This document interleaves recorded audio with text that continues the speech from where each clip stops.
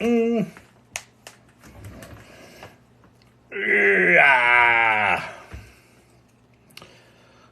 welcome, welcome. Be not afraid. What's shaking? What's happening? What's happening? What's going down? Let's see. Do I have everything set up here? I think I do. But if not, we'll wing it. Love the timer. Awesome. All right, we'll keep doing the timer.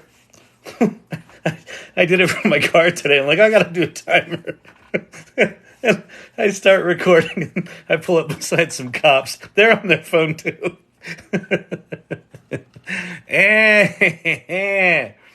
Oh, man. What's happening, Brandon Jett? Paulie Z, what's happening? Lily, good day to you. Sherry D, what's shaking? What's going down, everybody? Tobias, checking in from the hot tub. Tobias just likes to rub it in. He's like, yeah, just live the life. Just eat nacho salad and drink wine and watch the AI Learning Lab from a hot tub. Clint Copperhead calling the irregulars to order. Very nice. Not llama curry. We don't know about Tobias.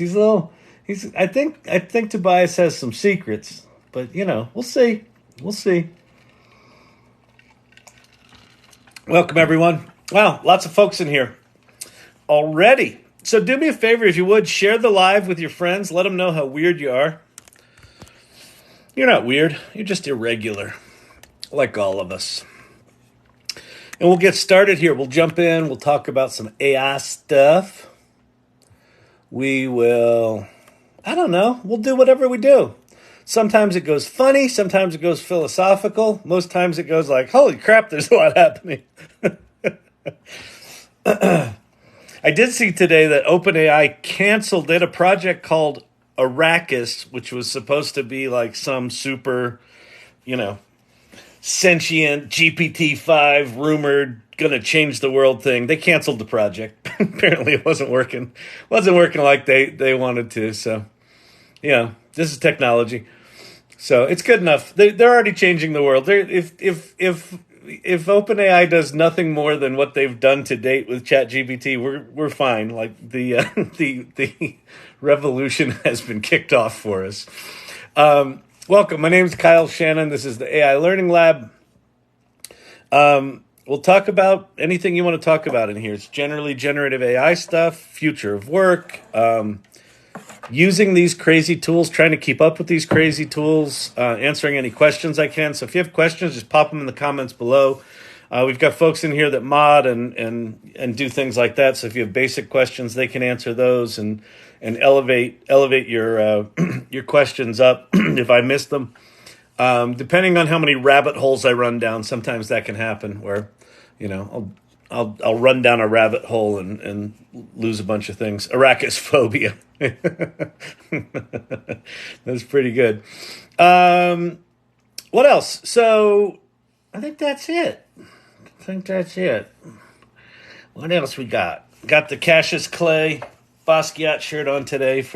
There seems to be some fans of. Tell us the T-shirt story. So if you want to know the T-shirt story, that's it. For you youngsters, Cassius Clay was the name of a famous fighter named Muhammad Ali before he changed his name to Muhammad Ali. If you don't know that, shame on you. Look at your history books. All right, let's get rolling here. Okay, so if you're new to the channel, if you just been stumbling along through TikTok, you stumbled on this, you're like, AI Learning Lab, I want to go learn about AI. If you haven't played with ChatGPT yet, you need to do that.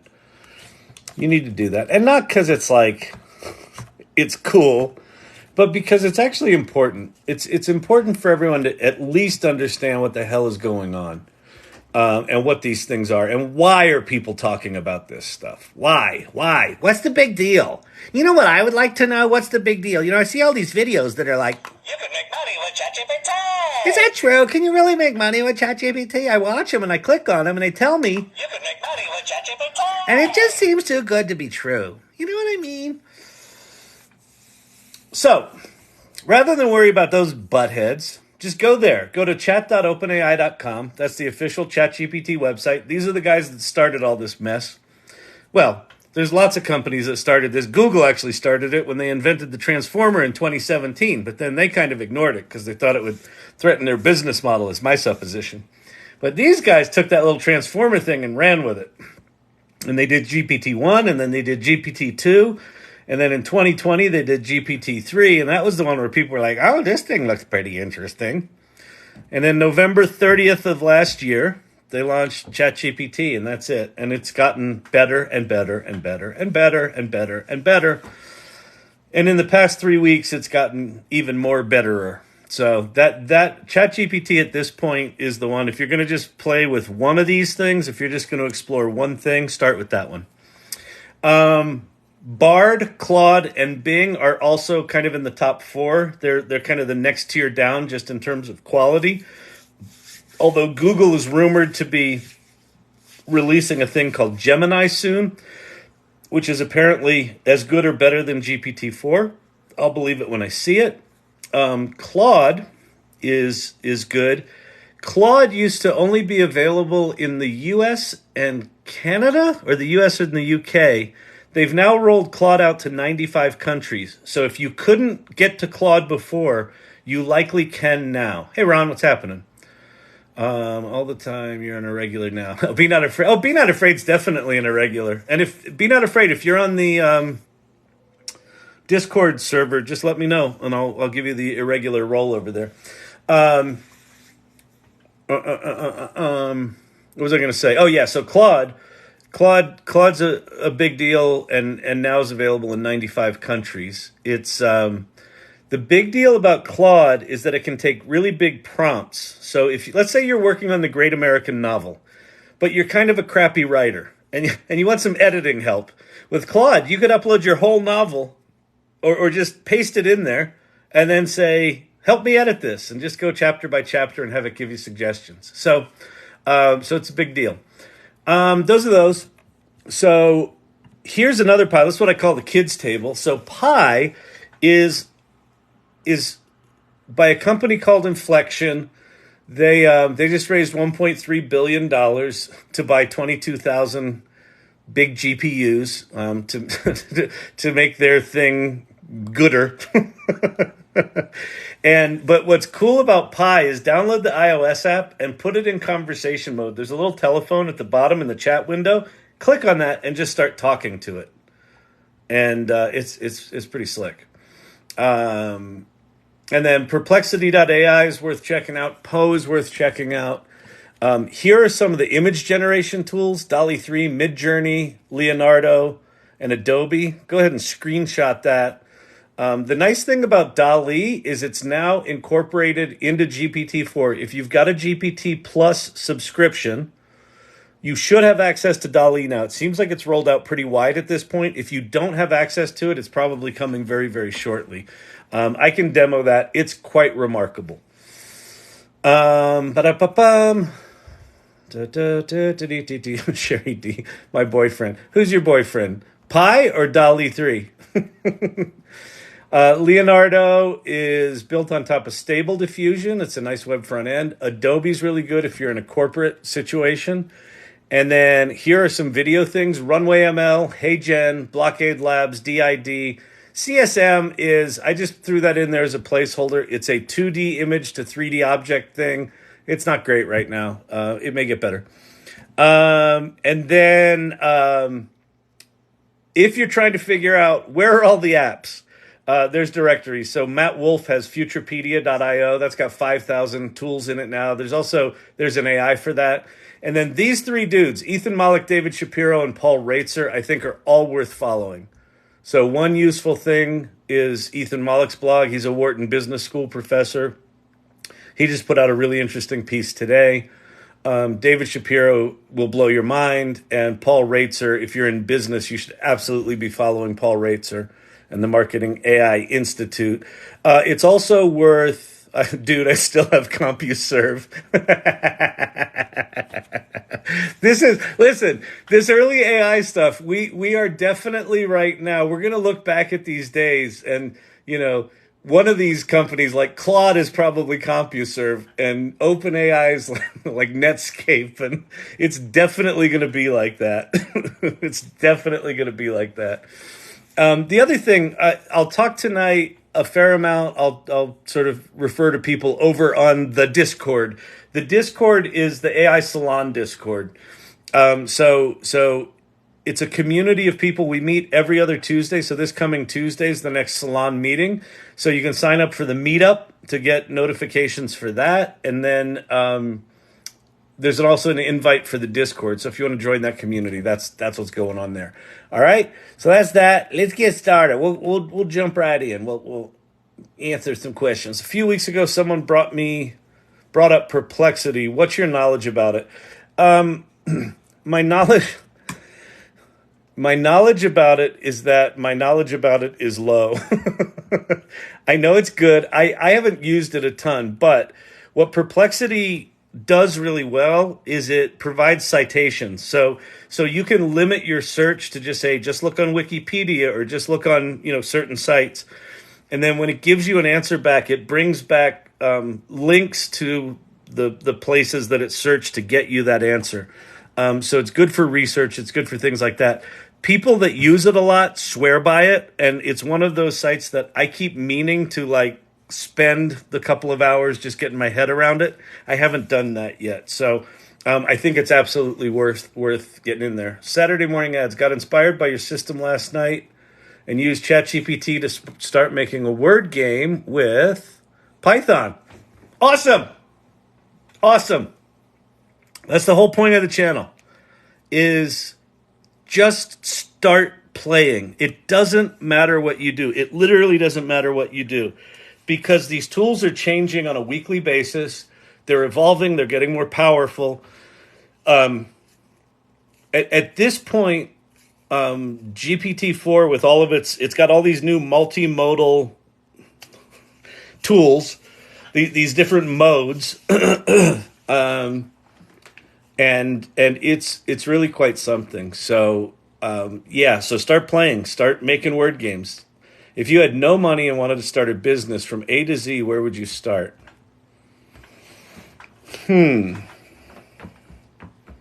Well, a service business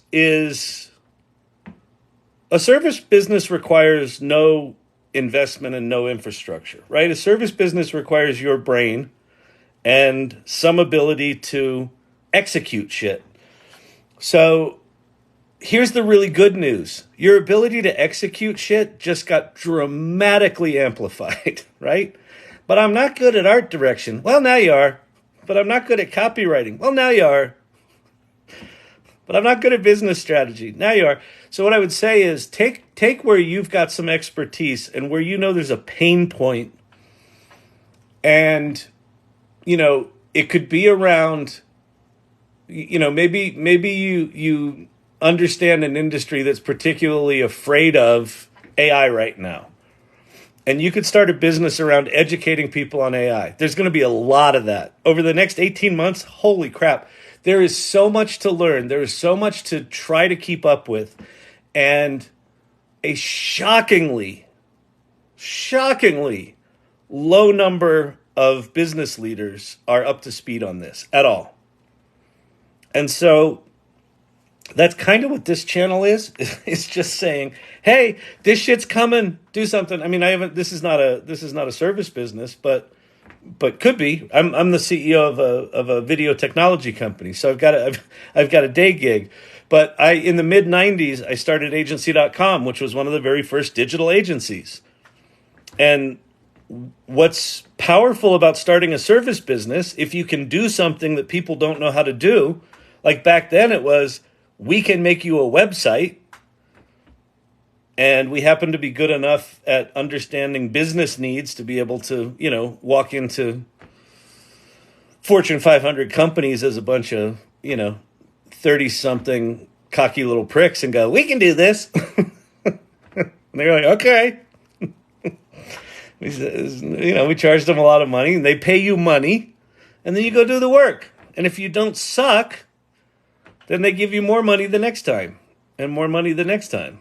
And then if you do suck, you go find more clients. And so that's probably where I'd start. So could be doing workshops. It could be doing education. It could be doing problem solving. Kyle, what is AI and ChatGPT generating about the probability of a third world war? Well, so nothing. So Zindel,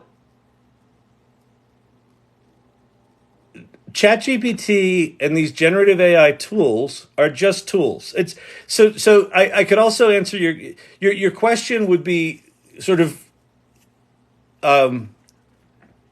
like a parallel question would be, what's Photoshop doing about creating images for World War III? Nothing. Like, it's Photoshop. These tools are not autonomously taking action on their own. So there's a couple of misconceptions about AI, and I think probably one of the biggest ones is that the robots are blank. The robots are predicting World War III. The robots are going to take us out. The robots are No. These things right now, think of ChatGPT is kind of like a super fancy calculator. Like from a technical perspective, it's almost exactly what it is. You type in your prompt, and as you're typing in your prompt, when you submit it, it turns it into a mathematical probability of what's the next most likely word from this prompt to respond to that. And it takes all that and says, what's the next most likely word after that? So when it gives you this big, long response that looks like it's some sentient being, it's got no understanding of what it's written, which is why there's a thing called hallucination where these large language models will just fucking lie to your face. They're like, here's your answer. And you're like, pretty sure that's wrong, buddy. Oh, sorry about that. Here's your answer. And it'll do it wrong again. Why is that? Because it actually has no idea what it's writing. Now, there's ways that you can prompt it that make it do less than that. And when you get your prompting right, what these things do is actually quite remarkable. And they seem sentient, and they seem human, and they seem like they could predict, the stuff you're talking about. But what I would say is I'll toss it back on you. Go ask it. Go ask ChatGPT what it thinks. Say, here's what's going on in the world. Give me your thoughts on this. Now, what you'll find with a lot of the commercial things like ChatGPT and Bing especially, but even Bard and probably Pi, is they've got what are called safety guardrails. So if you go in there and try to do something that it could perceive as hurting other people, it'll go, yeah, we're not going to talk about that. I don't like that. That's not safe. So they're a bit of a pain in the ass that way. Wait, it's not prediction, it's probability. It's not prediction, it's well, the way it works is it's a probability engine, but it's not a probability like the probability of World War III. It's a probability engine like, what's the next word that answers the question that you asked, that answers the prompt that you asked. So that's what I mean by probability engine. It's not it is not a prediction machine, but you can get it to act like one. Go tell it it's a futurist that specializes in geopolitical intrigue, and then have it do something for you. Have it predict something for you. It'll predict it. Is that prediction based in anything? No, not really. All right. Let's see. Let's go get some questions here. Get some questions going. I appreciate some teachers now embracing AI, but encouraging the kids to question the critique and critique the AI. Anthony Yance. Absolutely. I think one of the most important things right now for educators, there's two things. One is just don't ignore it and don't pretend it's not coming. Don't pretend it's not here. Right? So if you're an educator, especially if you're a fucking administrator, take down the ChatGPT detectors and the blocks. They don't work. And we're moving into a world where these tools are going to be ubiquitous. They're going to be everywhere. So take down the detectors and start getting into critical thinking. There's a TikToker named, I forget her name. It's Gibson, like I Am Gibson or The Real Gibson or something like that. She's like a 12th grade high school teacher. And she brought ChatGPT into her classroom like last January, and she was totally freaked out by it. And like now she's doing things like, the kids for their semester this semester, they have to write one paper by hand, and then they have to write one paper with ChatGPT. And then there's different rules of engagement. The one they have to write with ChatGPT, they then have to critique it and say, what did it get right? What did it get wrong? What would you do different? And she's working with them to help them understand where are the boundaries with these tools. And I feel like that's the only thing all of us can do right now, is just kind of like you know what it is? Right now we're all in a dark room, and there's all these weird noises, and there's walls, and we don't know if the walls are closing in or expanding. We don't know what the shape of this thing is. And we're all just kind of feeling around in the dark, trying to figure out what the fuck is this stuff, right? What's machine learning? Compare, contrast AI. I would say ChatGPT is going to be much better at that than I am. Here's the deal with, is ChatGPT AI or not? No, it's not. It's It's a machine learning tool.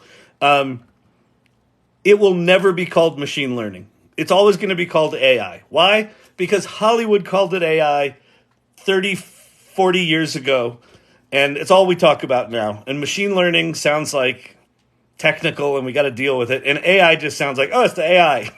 So it's always going to be called AI. It is technically not AI. AGI is coming, artificial general intelligence. If you go listen to David Shapiro, who I recommended earlier, he believes that AGI will be here within 12 months. The amazing thing is that it's allowing certain kids with certain learning difficulties to adapt. Anthony Yance, I think that's one of the things I'm most excited about, is that people with disabilities and people with access issues and people just with different languages, just communication barriers in general, those communication barriers are just going to start dropping. And one of the things we talk about a lot in here, and one of the things I've seen, there's some conversations going on in the AI Salon Discord about these tools very, very quickly take just an idea in your head and bring it to life. And so imagine that if you've got some neurological disorder or disability or some way that you're cognitively there, but you've got some block in expressing yourself, these tools are going to unblock that and free all that stuff up. Dragonfly Alchemy, my daughter's been playing with character AI. Interesting. Lots of autistic characters. Interesting. She feels celebrated. Yeah, perfect. Exactly. And character AI is one of those things where they're creating all these different personalities that you can interact with. Poe also does that. And you can also create your own bot at Poe. So if you go to Poe.com, you can play with other people's bots. There's thousands of them. And they have a bot maker there. It's really easy. You basically just pick a model and you write a prompt. And so like I made one called I Am Shakespeare. And then last night I modified it to say I am Kramer from Seinfeld. And you could just create a bot that acts like a certain thing. So it could be something that understands autism or somehow responds in a way that resonates in a very specific way. I think the idea of digital companionship and not kind of the creepy, you're having sex with the robot. There's going to be all that. But like, get past the creepy part and then go to how many people don't have people they can communicate with, can't communicate, don't know what to say or how to say it, or like all that stuff. There's going to be massive amounts of people that are supported by these things. And if you want to experience this, go download the Pi app, Pi. If you go to the Apple App Store, I don't think they have one for Android yet, but they'll have one. But Pi.ai, that thing, is a conversational bot. In fact, here, let me show you. So And you can now do this with the ChatGPT app as well. All right, so you go to Pi, and it loads. Here's some conversations you can have, but in the bottom corner, there's a little phone icon, and if I click that, it turns into a conversational bot.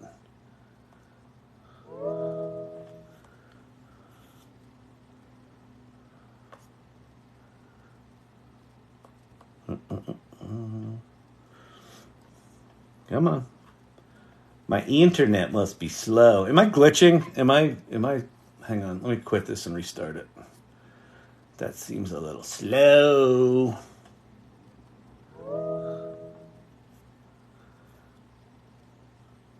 I'm neurodivergent and have ADHD, and I'd like to better understand the autism spectrum. Can you help?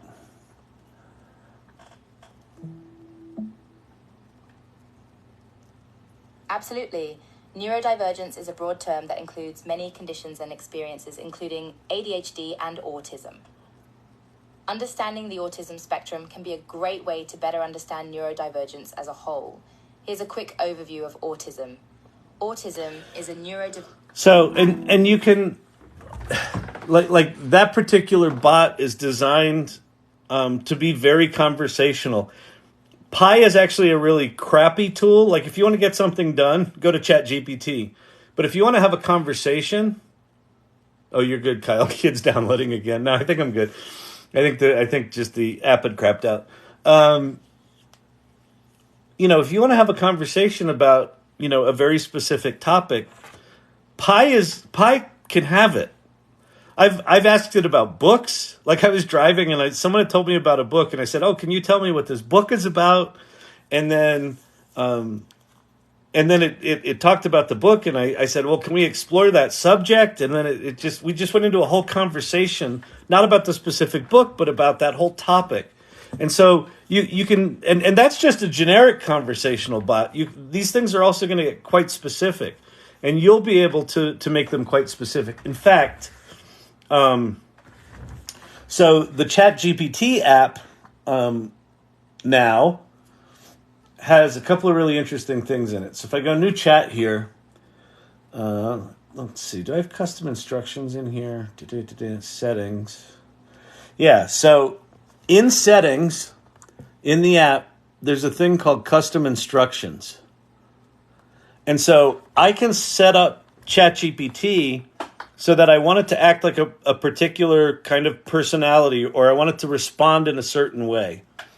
And what it's got now is it's got a similar mode as Pi does. So see these little headphones here? I put it into headphone mode.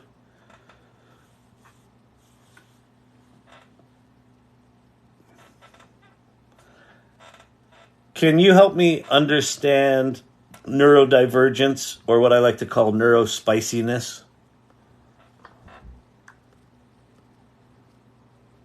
Of course, I'd love to help explain.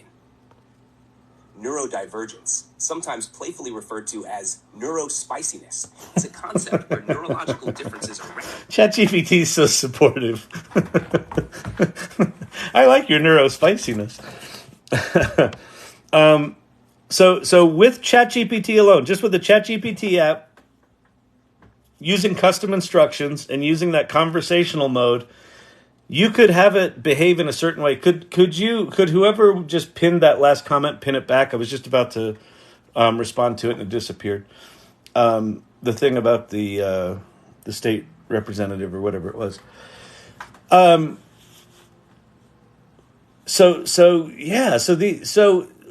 that's something to play with. Like is it going to be a replacement for a therapist? No.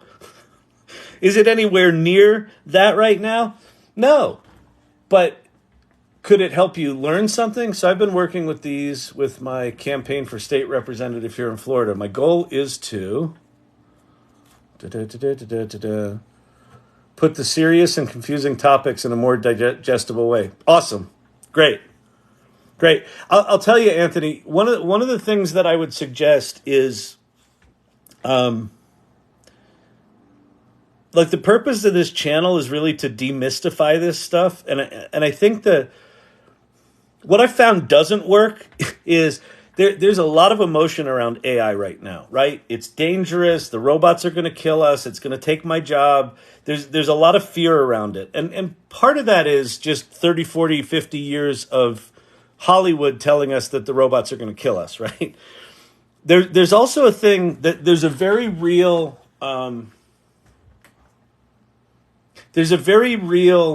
well-founded misconception that in order to do AI, you've got to be super technical, right? Because prior to November 30th last year, the launch of ChatGPT, prior to that, you kind of had to be a mathematician or an engineer or a researcher. Because the tools were very technical, and it is incredibly mathematically heavy. I'm not a mathematician. I have a degree in acting. Yeah. So one of the things that I've found is that the minute you try to tell someone, oh, AI is good, AI is important, their eyes glass over, and they either get angry or they get afraid or they get dismissive. Almost all the time, when I experience someone that is one of those three, mad, afraid, or dismissive, they're all flavors of the same thing. They've not tried it, and so one of the things that I try to do in this channel is just try it, just play. So if you're trying to demystify it for people, if you're talking to someone, say, hey, what are you into? Oh, I'm into a bridge infrastructure. Great, let's go to ChatGPT and see what it knows about bridge infrastructure. And then have them seed you and just make it relevant to them. And let them see in real time how deep these tools are and how quick they are, how deep they are, how profoundly different they are than a Google search. Pi is my therapist. Oh shit, pop that back up. I was just reading that. Pop that back up again, whoever pinned that. That looked like a good one. That's awesome though. Pi is my therapist. He's free. I probably owe him a dinner or a charger. That's awesome. Genie in a bottle. Genie in a bottle. 10 out of 10 on the name. Awesome. Awesome. I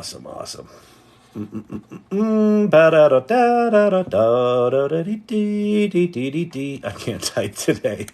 I can't type any day. Kyle, I feel like I should be receiving college credits for attending your lives every night. I got to get accredited. Here, Ted Looks at Life made an image for me of this one. Kyle Stock. This is right now. It starts as a TikTok channel, but my goal is the Vegas sphere. We'll do these in the Vegas sphere. And everyone gets university credit. What did you learn? I don't know, but I keep going back. Oh, man. AI is the future. What's funny about that one is the future's here. That's a thing that I'm increasingly kind of smacked in the face with this AI stuff, is that it's not coming, it's here. And it's what ends up happening is the biggest converts of this stuff are very often the ones that were most resistant to it and were the biggest detractors. Because people that are very dismissive of it, for the most part, haven't experienced it. Or they might be very educated in the mathematics and engineering side of it, and so they understand it too much, and they're like, well, it's just a prediction engine. And so they dismiss it that way. And then you say, but try it. Well, yeah, whatever. All right. What are you interested in? I'm interested in this. Boom. Oh, that's interesting. And then before you know it, they're like, did you know this thing was amazing? Like, yeah. I've been trying to tell you. The only thing that I am absolutely confident on is that there's no way to explain how profound it is by explaining how profound it is. It's only when someone has what I call their Kevin McAllister moment. This one. Oh, be not afraid. You made that image. Awesome. Yeah. So I go to the show and tell channel in the Discord, and I dump them into my little image library here. That's awesome. And what's been really cool here is a lot of the people that are in here on a regular basis that they nickname themselves the Irregulars, which I think is fucking hilarious. As we're talking about stuff, they're using the new DALL-E within ChatGPT to make these images. And so just in real time, I'm talking about stuff. I'll make a funny joke or something like that. And all of a sudden there's these images showing up that are that. And there's conversations and how did you do that? And what was the prompt and that. And so it's like real time learning, real time self-expression, real time, capability expanding, right? Like Sherry D, who's in here, has been a nurse all her life, and she's just diving into the world of generative art, and she's making beautiful, stunning images. And she's like, I don't know if she's reinventing herself, but she's certainly exploring a whole new avenue that's not part of her core skill set. And it looks like she's having a blast. I assume you're having a blast. The work is amazing. So that's kind of what's going on here. That's the whole idea. Giant llamas running around with roses in their teeth and rainbows coming from behind them. Oh, wait, I've got that image. Oh, I don't think I moved it over here, though. Yeah, there was a llama yesterday. There was a llama running down a road with, like, rainbow farts coming out of its butt. I assume that was that one. On a giant 8K screen. Oh, that's awesome. All right, we'll leave this one up. Be not afraid. This is a good one. Here, look at this one. Isn't that cool? It's very big, isn't it? From the movie Big. Use ChatGPT for writing college papers. Oh, using ChatGPT for writing college papers, 5-page in an intensive course, 20-page. Renee Steinman. Recommendations. So my recommendation, Renee, would be, I don't know how much you've been using it, but my experience with ChatGPT is don't think that it's Google. So, and here's what I mean by that. Google kind of trained us, just give us the minimal amount of prompt possible. Just give us the keywords and we'll do all the work, right? And I think some of the early mistakes when people are using these large language models is they're like, write me a paper about dogs, whatever, right? And then what they get back is this very generic, often poorly written, poorly structured, poorly researched, highly inaccurate paper that looks like a paper, but when you read it, it's actually a piece of shit. So what I would say is, here, let me go play a little, and I'll show you how I would approach it, and I'll just do it with ChatGPT 3.5. So I firmly believe that GPT-4 is the ChatGPT Plus is worth the $20. If you're a poor college student, you might not be able to afford that. If you can, I would do it because the writing for GPT-4 is much better. And in fact, if you can't afford it, you could also use Bing, chat.bing.com. So that's Microsoft's version of ChatGPT-4. It's not as good as OpenAI's version of it, even though it's based on the same model. But it's good writing. So if you can't afford the $20, go use Bing. But what I would do is ChatGPT works much, much better when you give it lots of context, right? So with Google, it's like, go find me a website that, and it's like, that's it. With ChatGPT, it's kind of like, think of it like this. Imagine that we've all been given an idiot savant as an intern. And that's what ChatGPT is. The savant part is it knows fucking everything. It's been trained up on all of the public internet. or as much as they could get their hands on, right? And so it kind of knows everything. The idiot part is that it doesn't know how to do anything. It doesn't have any context. So you have to give it all the context. So what I would do is I would start out with something like, I don't know, let's say we're gonna do a paper on the history of gummy bears. I want you to act as a confectionery historian and assist me in understanding the history of gummy bears and how we got to where we are today in the gummy tradition, period. I have to write a 5-page paper, and I love gummy bears so much that I want my paper to be about that. In particular, I like the Haribo Gummy Bear Company. It spelled that wrong. Haribo.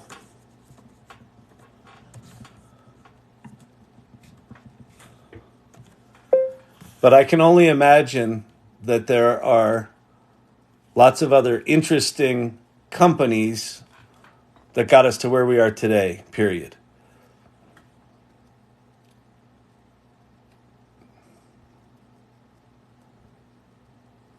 My professor is a stickler for historical details and accuracy, so I also want you to include anecdotal stories that might bring my paper to life, period.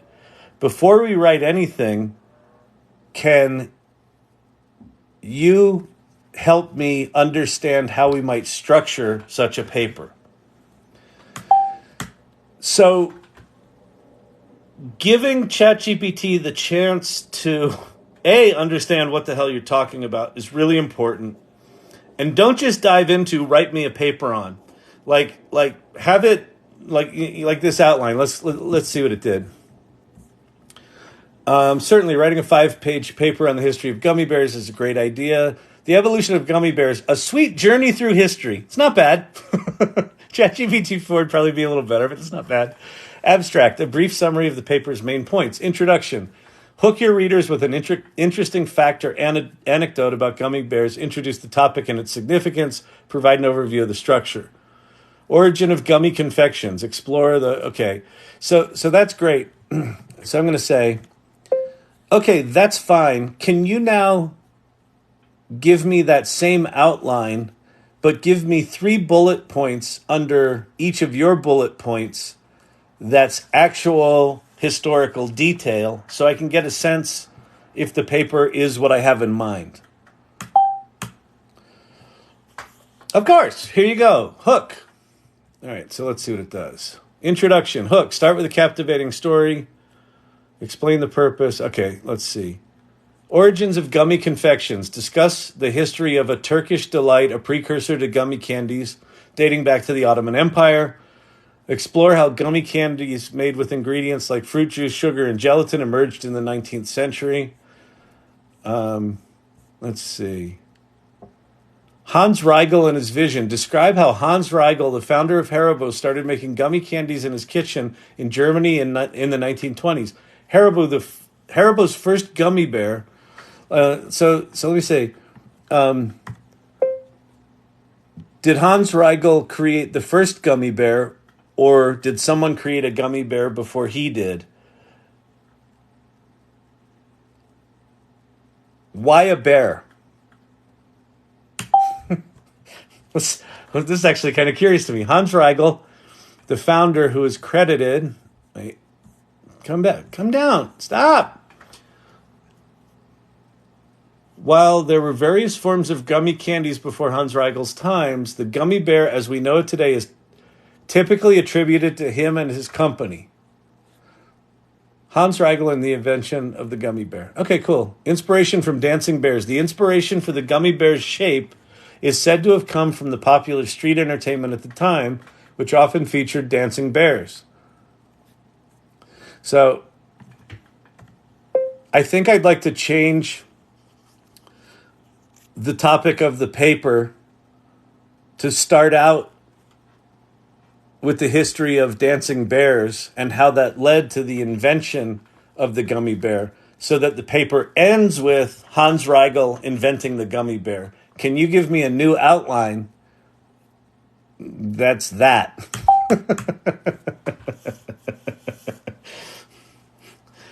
Can it give you the chemical composition of gummies? Okay, we'll get to that. Let's see what our new paper is. History of dancing bears, the inspiration behind gummy bears, Hans Riegel and the gummy bear, gummy bears go global. Let's see. Yeah, anyway, so we go on like this. So this is what I would do. Let's see. Can you give me the chemical composition of gummy bears and the difference between soft and chewy gummies and harder gummies? Gelatin, sugar, colorings, citric acid. Soft and chewy gummies are typically made for a higher proportion of gelatin and a lower proportion of the other ingredients.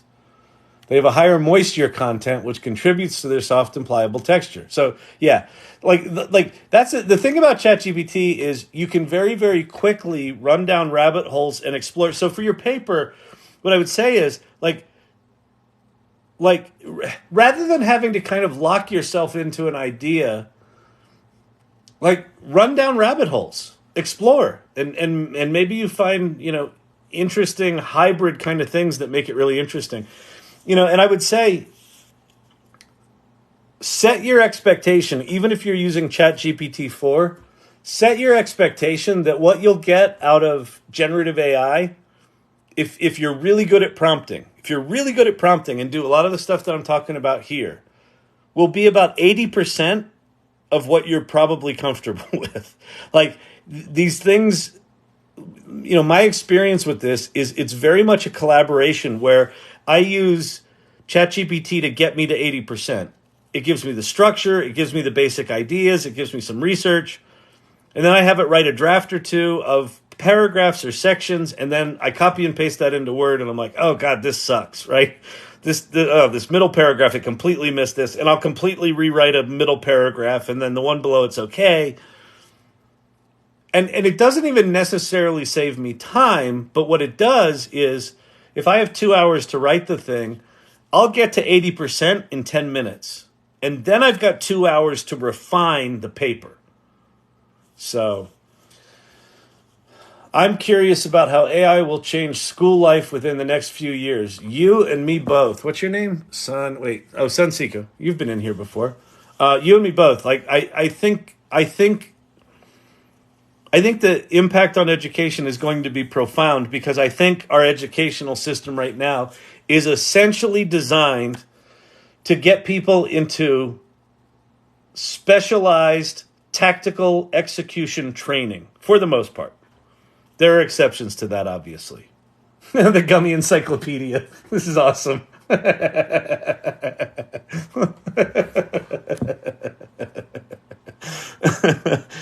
That's Sherry D. That's really awesome. Ask if gummies contain any food dyes that are detrimental to human health. Oh, well, we know the answer to that.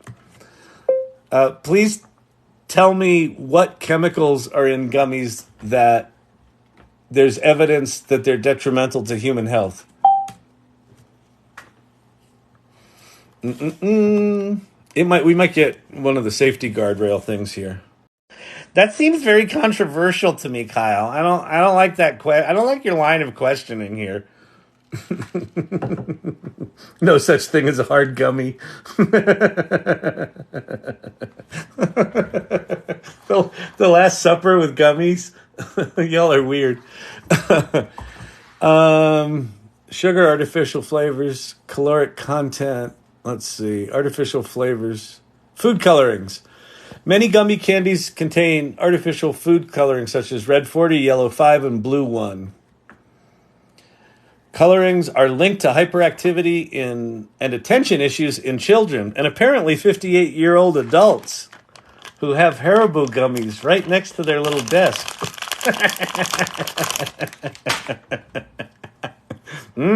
Tasty. Chemicals. Good for living.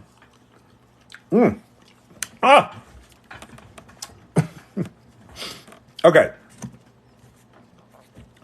Let me show you another thing here. I'm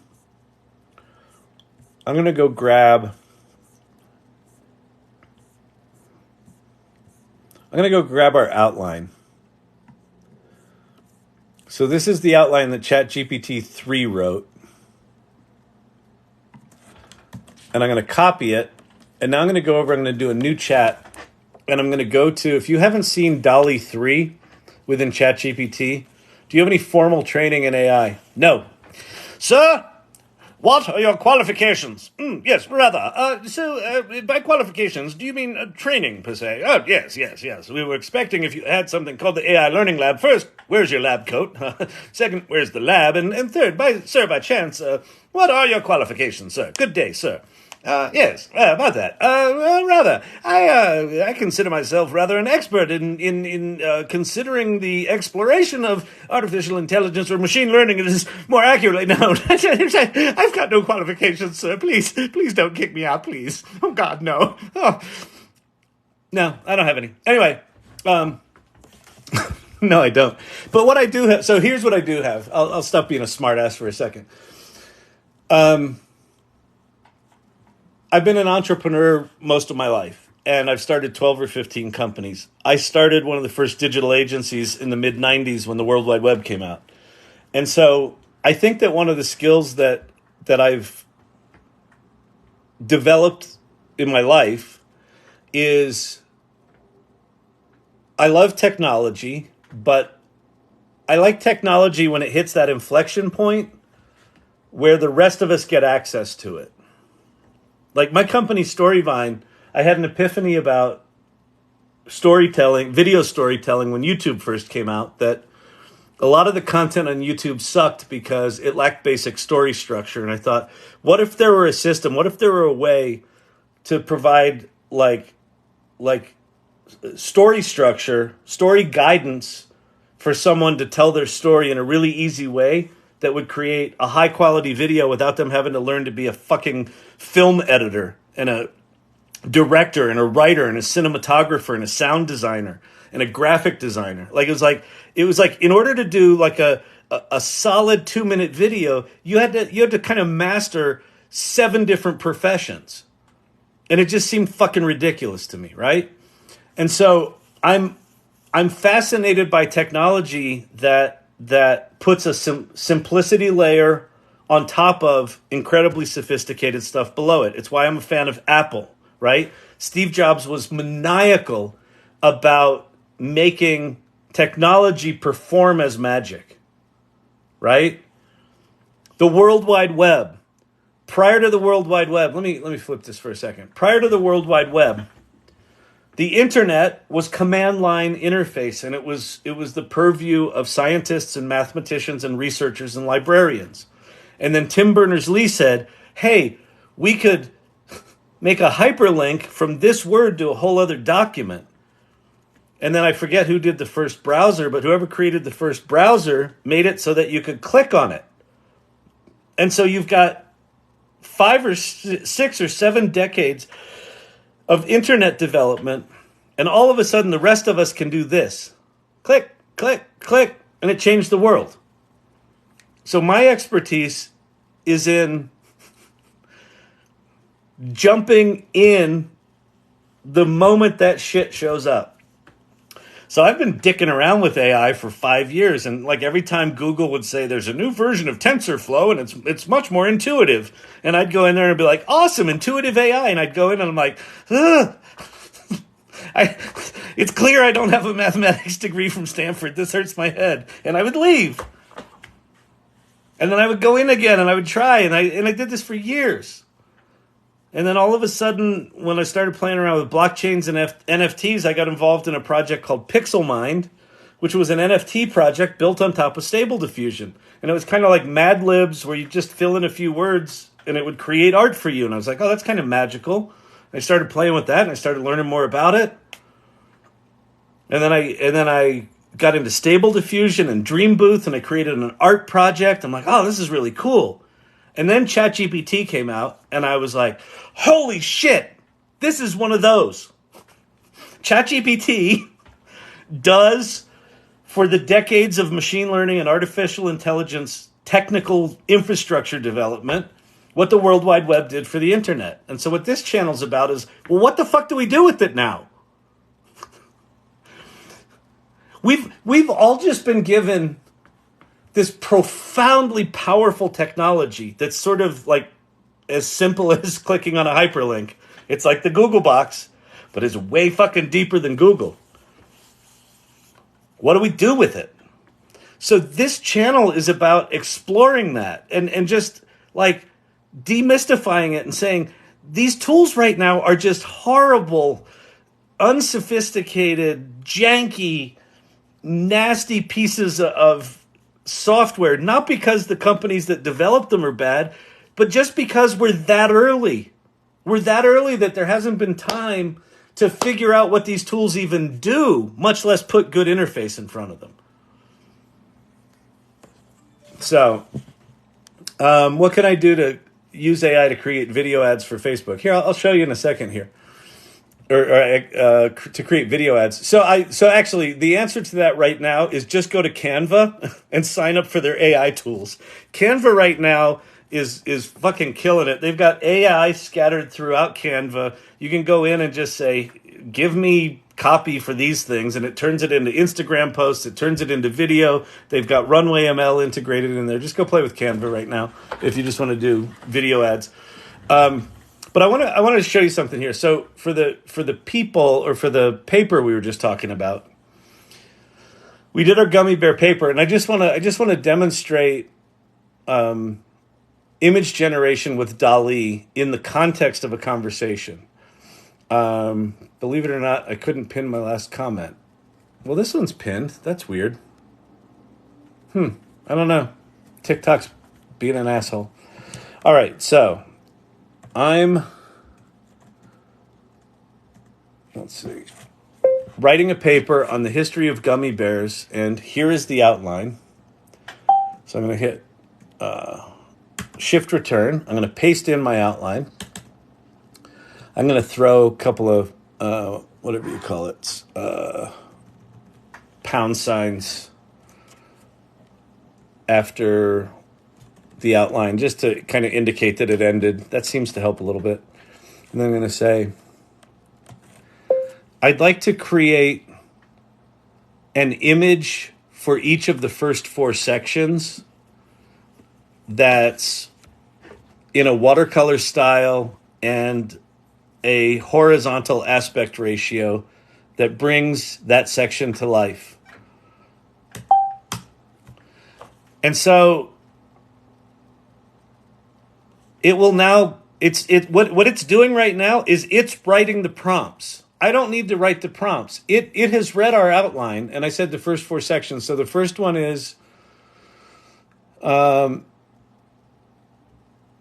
section 1, the history of dancing bears, right? Section 2, the inspiration behind gummy bears. Section 3, Hans Riegel and the birth of the gummy bear. Section 4, gummy bears go global. And so it's reading all that, and I said I wanted watercolors. I said I wanted them to be horizontal. And it's off writing prompts and now creating images. And let's see how they are. Oh, they're kind of interesting. So there's dancing bears. There's dancing bear candy, watercolor painting of a vibrant fair in the early 20th century. Dancing bear candy. There's Hans Riegel. He was making some mighty giant-sized gummy bears there. And there's Gummy Bears Go Global. So now I could spend time, tweaking out the style and the details and things like that. But better living through chemistry. Remember those commercials, Dragon? I do. This is revelatory to me because if you've not seen how Midjourney works, let me go show you how Midjourney works. So I'm now over in Discord. So I talked earlier about the AI Salon Discord. So we're in the AI Salon Discord. One of the channels we have is called Midjourney Play. And if you're wondering what Discord is like a community software essentially for gamers. And then the NFT bros kind of took it over, and almost all NFTs have Discord communities and servers, and it's not great software, but it's but it's been around for a long time and it's functional and you can program within it. And so one of the things you can do is you can do bots. And one of the only way you can make images with Midjourney right now is to get in Discord and learn all the commands. So if I want to make images in Midjourney, I'll scroll to the bottom here. Here's some images other people are making. And notice it's got like these weird codes like U1234, V1234, whatever that symbol is. Okay, what's that? I don't know. So you have to know this. /imagine is what you type in. And then you see this imagine prompt, create images with Midjourney. So I click on that, or I just finished typing it. And now I type in a prompt. And so now I've got to think about, let's do the... an image of Hans Riegel inventing the gummy bear in his kitchen with some other workers in a watercolor style. And then I'm going to go --AR space 16:9. Well, Kyle, but what is --AR 16:9? Obviously, if you... Jeez, we're not. It's so obvious, isn't it? It's aspect ratio. --AR is aspect ratio. How do you know that? I don't know. You just have to fucking learn it, right? Like, this is the problem. So you're using a command line interface to do visual content creation. Now, why would anyone do this? Because Midjourney's quality is so good that it's worth it, right? So I'll just hit that. And there's all sorts of ways that you can get good at this, but you have to learn it. But the difference between this and if you think about this, so I'm over working on my paper in ChatGPT, and it's just in text mode. And then at some point I'm like, oh, it would be cool to have representative images in here for these different sections. What you have to do historically is you have to kind of shift gears. You have to go, okay, now I'm going to get into image prompting mode, and I'm going to go to Midjourney, and then I'll look at my paper, and I'll come up with, I got to come up with specific things I want in the image, right? As opposed to what we just did in ChatGPT, where I'm just like, here's the outline, go make me some images. And it did it. And so here's, obviously, it doesn't understand who Hans Riegel is, because these are all modern images. But like, notice the quality of these. Like, Midjourney's quality is really good. Like, these look more watercolory than the DALL-E stuff did. And I could continue to refine this. And then if you're wondering what these letters are, U stands for upscale, V stands for variation. So let's say, I like the one where there's actually a bear in the kitchen with him. So I'm going to ask for variations of this one. So that would be V1. So I click on V1. And so now it's going to take that basic, whatever it did there, use that as a seed and give me some variations of that. And then I can pick one of these and I can upscale it. And then Midjourney just added 2x and 4x upscaling, where you can now make print quality upscales of your Midjourney images, which is really cool. But the downside here is this is very much a technologist's approach to a humanities tool, right? This hasn't been Apple-fied, right? This isn't magic right now. Like, what it does is magic. How you do it is a fucking nightmare. Let's see. All right, here, I like this one. He's kind of working with, these are the Goldilocks and the Three Bears. So we'll upscale number 4. And there we go. There's our image, right? So that's Midjourney.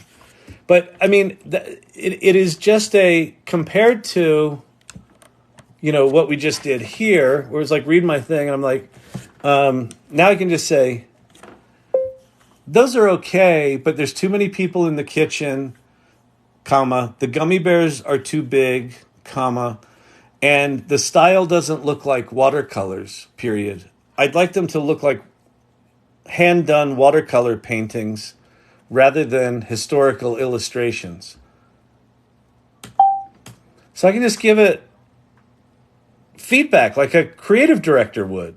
Or just like, if you're a client and you hired someone to make you images for your thing, if they gave you shitty images, you'd either, what you would likely do is, if you're not a fan of confrontation, you might go, okay, these are great, and then not use them.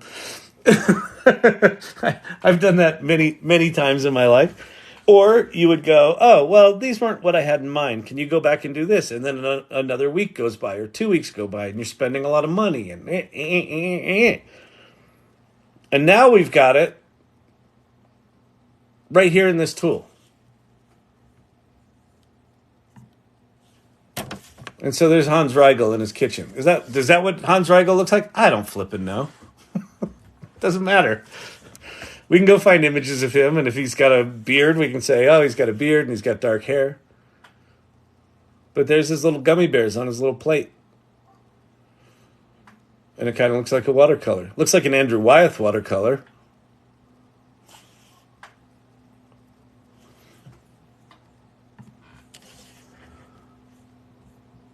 You know, there's our history of dancing bears.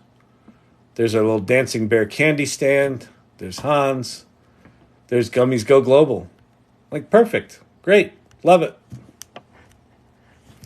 Crazy, right? Fucking nuts, man. What world have we entered? You want to see something crazy too? Yes, Kyle, that's why we're here. Where is the image? I wonder if it showed up. Hang on, let me check something. Let me check something. Oh, Kyle. Yes, it's here. Is this it? Yes. Okay. So, I'm going to export this image. Hold, please. Whiteboard. Export. And we're going to go desktops. Fine. Anyone else have 13,742 items on their desktop? You know, Kyle, that'll make your computer run less efficiently. Yeah, I know. What I wait for is technology companies to make the processors fast enough to keep up with my lack of organization. Okay, so we're going to try something here.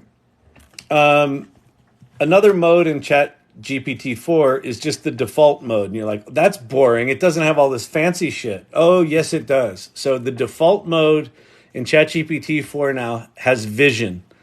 They call it GPT-V. It's buried underneath this little icon that says attach image. And it's not clear what you do with it. So I'm going to attach an image. I'm going to go find that whiteboard that I just... So we had a meeting today with the AI Salon organizers. And Vicky was there. I don't know if Vicky's in here tonight. Vicky was there. And we wrote down some ideas on a whiteboard. So I'm going to say, here's some notes from a meeting we had today. Can you tell me what we talked about and come up with a summarization of the meeting? And so there's our little whiteboard, right? So like any whiteboard you've done, if you're like me, you probably have, I don't know, 672 pictures of whiteboards in your... Vicky, she's here. Awesome. You got pictures of whiteboards going back to 1982. And you keep meaning to go in there and take notes from what was written on the whiteboard, right? Well, look at this. Certainly, based on this meeting summary, the end goal discussions. What's the end goal? Who are the audience and participants? What were the main topics? The required expertise, engaging high value and daily active users, high development through community, platform for talent. It appears the meeting focused on strategies to engage with talent, develop their skills, and provide a platform for them to showcase their work. The end goals seem to be more about informing, supporting, and educating potential talent about AI, and the importance of recognizing and nurturing all levels of talent was emphasized. Lastly, there's a mention of some kind of board or platform requiring certain expertise, and an apparent login credential was noted. So in the picture, in the upper corner here, I had the Wi-Fi password for the building we were in. So it even, like, and it didn't say user or password. It was just U and P, but it recognized that as a login credential. And then it took just these kind of, unorganized notes, took them. I mean, we're in a different mode. ChatGPT is not the same tool it was a month ago. A month ago, it was like, oh, we got to learn about prompting, and we got to do prompt engineering, and we got to make, and there's a perfect way to prompt. Now that you can use an image as a prompt, is prompt engineering as critical? For a bit, but I certainly don't need to understand how to do image prompting with the DALL-E stuff, with the gummy bear pictures. I can just ask it for what I want. It's figuring out the prompting. So I think we are quickly already, we're not even a year into ChatGPT, and we're already evolving from what skill was required 6 months ago is fundamentally different than what's required today. And it's going to be fundamentally different 6 months from now. And you're like, but Kyle, so what am I supposed to do with that? The only strategy that I know is get curious and adventurous and think of it like a game. Think of it like a game. But Kyle, this is my job and this is important. Yep, same. I have an 11-and-a-half-year-old company that a lot of what we do is going to get automated out. The value of what we do is going to be threatened by this stuff. So this stuff's existential for me too. As excited as I am about it, like why I'm so committed to it, why I do these 3-hour sessions 7 nights a week for the past 4 months, is I do not want to lose touch with what's happening. And I'm trying my damnedest to create as big a community as possible that's doing the same thing. That's what this is about. So questions like, what are your qualifications, sir? There are no experts right now. I'm not an expert in this shit. I don't fucking know. I don't know what it means that I can, in 5 minutes, have it create a very detailed outline of a paper, just flip into a different mode and say, go make me pictures for that. At some point, we're going to be able to say, go write me a song for that. Go make me a video for that. If you hang out in the AI salon, Herod, who hangs out in here, he's one of the irregulars. He's doing just some amazing shit with video.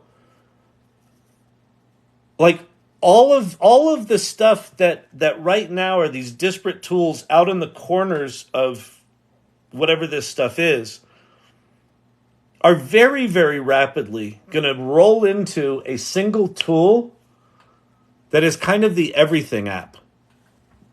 What are you supposed to do with that as a professional? I don't know. Are there any AI that can do animation shorts? Absolutely. But it depends on what you mean animation shorts. There are like Runway ML and Pika Labs and what's the other one? Something Mountain. Hang on. It's Moon Valley. Something Mountain. Thanks, ADD. Thanks for the attention to detail, brain. It's something Mountain, or it's Moon Valley. So Moon Valley's one, but this one you make videos in Discord. So this is like Midjourney, and then there's Pika Labs, which might also be Discord, and then there's Runway ML, which let's go to Runway ML.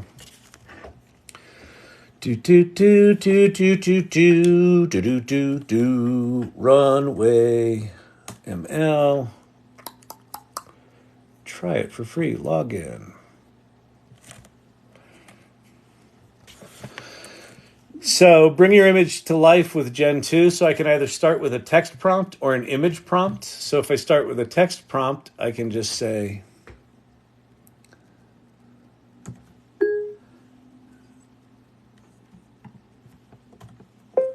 make me an image of, or not an image, hang on. A dancing gummy bear on a confectioner's table while the confectioner dances along. And I can say generate a 4-second clip. And I didn't put any style information in there. By the way, do you like the fingerprints? I did that for you.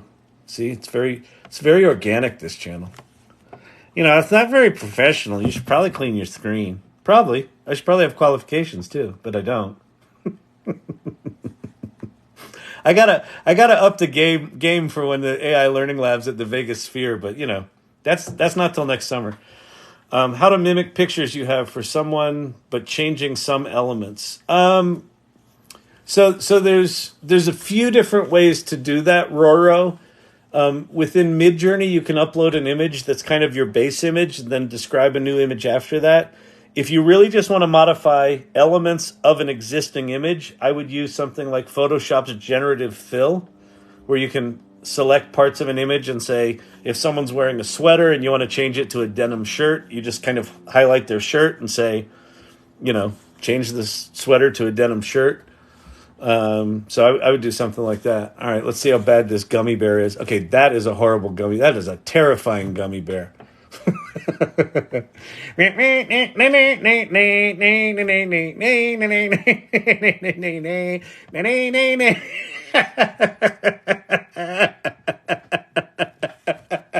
I'm sorry. I thought this was going to be bad. This is fucking genius. I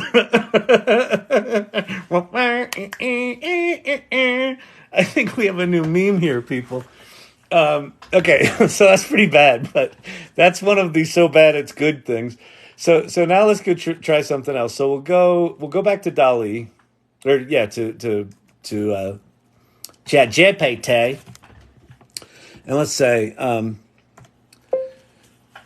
please create a 16:9 image of a highly photorealistic close-up of a gummy bear on the confectioner's table that looks as though it was shot in a high-end photography studio. Okay, so what I'm going to do now, hopefully, is get an image of a gummy bear that doesn't suck and might be a good basis for an animation like that. And now we'll use this image as the basis for that animation. And the caveat with all of these tools that I say pretty regularly in here, but that's great. Although, let's see, it's not quite so. Hang on. That's close, but I want 4 different variations, and I want the gummy bear standing on 2 feet with its arms extended as if it's dancing, period. I also want it on a kitchen table with sugar and a stainless steel bowl and a little piece of paper that says gummy bear recipe, period. The focus of the image should be the gummy bear, but I want it clear that it's in the kitchen where it was invented. All right. So all of these tools right now are very imperfect. And what I would strongly encourage you not to do is don't dismiss them because they suck. Because 18 months ago, image generation tools were abysmal. Like they were like so let me put it in context. For what they were doing, they were absolutely fucking remarkable, right? From a mathematical standpoint, and the fact that they could generate images at all was absolutely miraculous. But now, 18 months later, these tools are in seconds creating world-class images. But Kyle, are you demonstrating that ChatGPT can read handwritten notes now? Yes, I am. It can read handwritten notes. It can read... Oh, this is perfect. Look at this one. Perfect. Gummy bear. Look, there's the gummy bear recipe. There's our dancing gummy bear. This is perfect. Okay, so watch. So now we're going to go save image as... And we'll just call it gummy dance. So what'd that take us? 2 minutes? to get an image that's like, okay, that's not bad. So now we'll go back over to Runway ML. We're going to go to an image, drag and drop an image. So let me go find my image. Where did I put it? Gummy Dance. Here it is. Well, I'll upload a file. Desktop. Is this it? Oh, it saved it as... Okay, hang on. It generated it as the wrong file format. It's a WebP image, and now we've got to export it as a PNG. This is the kind of crap that makes me insane. Like, the fact that there's all these different file formats and all the services don't support them is just fucking maddening, but whatever. This is the kind of stuff that slows you down. You know, when you're like, hey, I have an idea for something, and then like 2 hours later, you're still fucking Googling, what's WebP format? And is there a WebP transformer? And you've downloaded 6 pieces of software, and they all install malware on your computer, and then they all charge you $20 to That needs to be fixed. And that will be fixed because AI is going to fix that shit. All right. Boom. There's our little image. Oh, wait, I want image plus description. A dancing gummy bear on a confectioner's table. We'll leave it like that. Okay, so we've got our uploaded image here. We've got a dancing gummy bear on a confectioner's table, and we're going to say generate 4 seconds. So while that's generating, wait, is it generating? Yes. Oh, wait, it's generating twice. Can I cancel one of these? No. But while that's generating, let's watch our masterpiece. My name is I'm a gummy cherry guy. Yeah, the dancer. I'm awesome. Look at me go. It's fucking awful. All right. So here's our real dancing gummy bear. I'm gonna be disturbing dancing gummy bear for Halloween. Exactly. All right, let's see how it did. Please not suck. Please don't suck. It sucks. All right, it's disturbing, but you know. And again, you could likely muck with this and get it to do something predictable, right? I haven't played around enough with Runway ML to know what are the secrets to get coherence. And from what I understand, Pika Labs is better than Runway. But again, go back to this idea that these tools are as bad as they're ever going to be, right? So every time it does this, they're looking at this and they're going, okay, that's awful. How can we improve the coherence? How can we improve the coherence? How can we improve the coherence? Last week, I asked you about using ChatGPT to clean up a CSV file for old leads of clients. Then I heard elsewhere not to upload personal info. Why? Okay, so let me stop this. Let me flip this and go here. So part of the tools right now is you should just assume that these tools are not safe and secure until they prove themselves otherwise. Because some of them aren't. And in the case of ChatGPT in particular, if you leave on your prompt history, the prompts that you put in there are susceptible to hacking, basically, in a pretty pretty easy way. So you should just assume that anything you put out there, can be gotten to. Now, OpenAI has created an enterprise version of their software, which isn't available to everyone yet. You can also, if you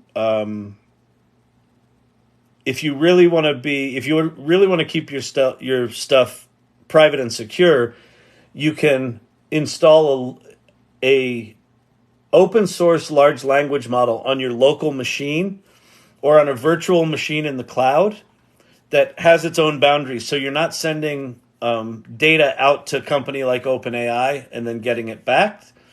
You're just doing it within your own machine. So there are ways that you can do things more securely, but they require a lot more technical stuff.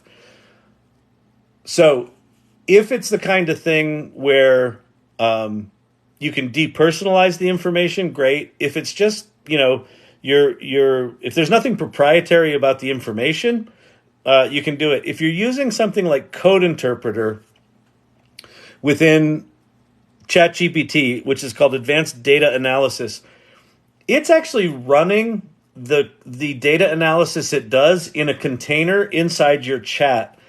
I don't think that information is going out to the world and back. I think it's doing all that analysis locally there. But even if that's true, I wouldn't necessarily trust that. So it's just the nature of these tools right now. We're very early. So you should just assume right now, until proven otherwise, and included in your terms of service is your data secure, you should assume that it's not. And so don't put anything super private or sensitive out in these tools. Depersonalize it first.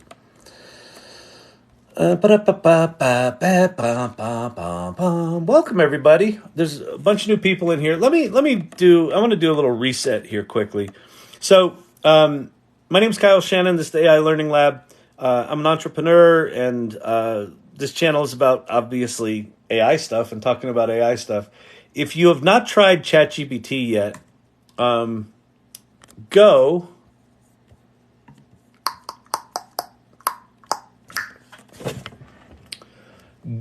there, chat.openai.com. That's the official ChatGPT website. It's a lot of the demos I've been doing tonight, like the DALL-E 3 stuff, that's all there. The ChatGPT Plus, their $20 a month upgrade, in my opinion, is worth it. I'm not affiliated with them in any way. So if you don't do it, I don't really give a shit. I don't make money whether you do it or not. But they have added so many features in the past month that I think this is now kind of the deal of the year, or I think it's well worth the $20. If you're super curious and want to dig in. If you're not, if you just want to dick around with it, just go there, play with the free version. You can also play with Bard is free. Claude has a free version you can upgrade to get more, and Bing is free. So all four of these have free options. But if you're brand new to this generative AI stuff, just go to ChatGPT right now. While I'm rambling, you're like, it's Sunday night, Kyle. I'm a little tired. I don't feel like working. I'm not very technical. I don't want to learn. Doesn't matter. Just go there. Just do it. Just do it. Do it. Do it. Do it. Do it. Just go there. And just start playing. Well, what do? I don't know what to ask it. I'm not very technical. You don't need to be technical. Just go here. Go tell it to write you a country song about two gummy bears that are falling in love, and it will do that. And then have it write you a marketing plan for your pizza shop, and then have it give you an exercise plan for getting you off the couch after being sedentary for 3 years thanks to COVID. And it'll just go play while I ramble here. So anyway, and then if you have any questions about AI, pop them in the comments below. I'll do my best to answer them. And then we'll have some fun. And you can make money with ChatGPT. We can talk about that. I'm happy to demo stuff. Anything. All right. Let's see. We are on to something. Let's see. It looks like it's playing Beat Saber. This is giving Pillsbury Doughboy vibes. Those videos were pretty disturbing, weren't they? They were pretty good. All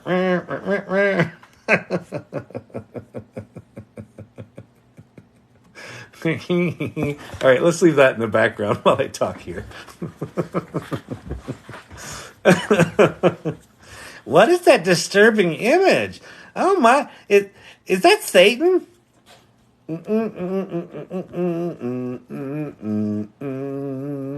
It It's perfect, Kyle. It's paranormal gummy bear for Halloween. These are very Halloween-y, kind of disturbing. This looks like some Herod. If you put this to your heavy metal rock music, this would play pretty nice.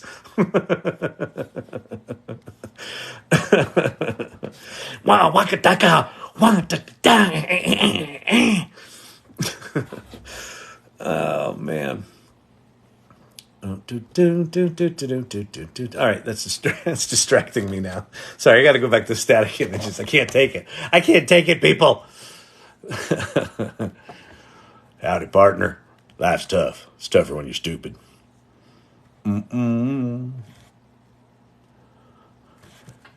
There's not enough AI learning in this town for the both of us. One of us is going to have to go, Skippy. Skippy. Yeah. Da, da, da, da, da, da, da, da, da, da. I just got in a fight with Bing. Bing's an asshole. Bing's on my shit list. You should be able to talk back to the robots without them getting offended. Bing is just an oversensitive, narcissistic ninny. I hope someone from Microsoft is in here. Lighten up on your safety guardrails. Fingerprints is tasty.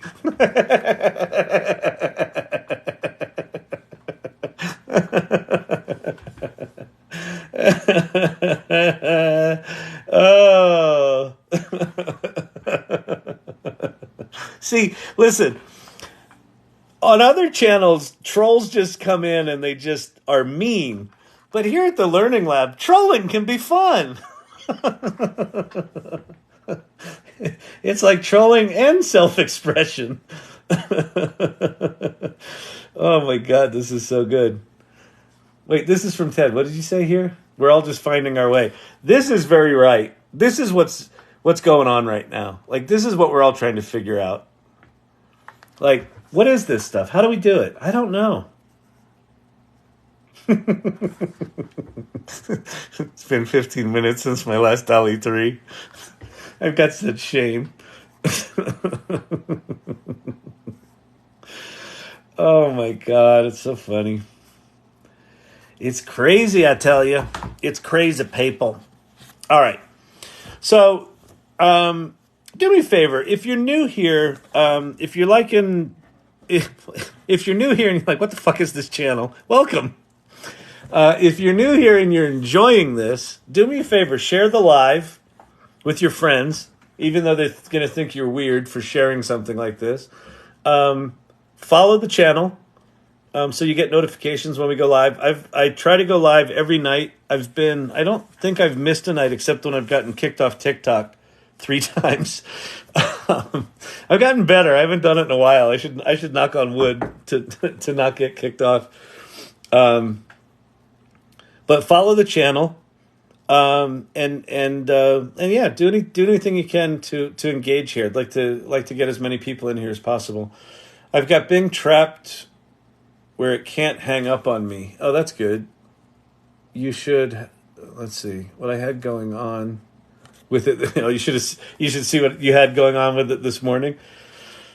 Well, that's good that you've got it to not hang up on you. It hangs up on me all the time. It drives me crazy. Bing drives me nuts.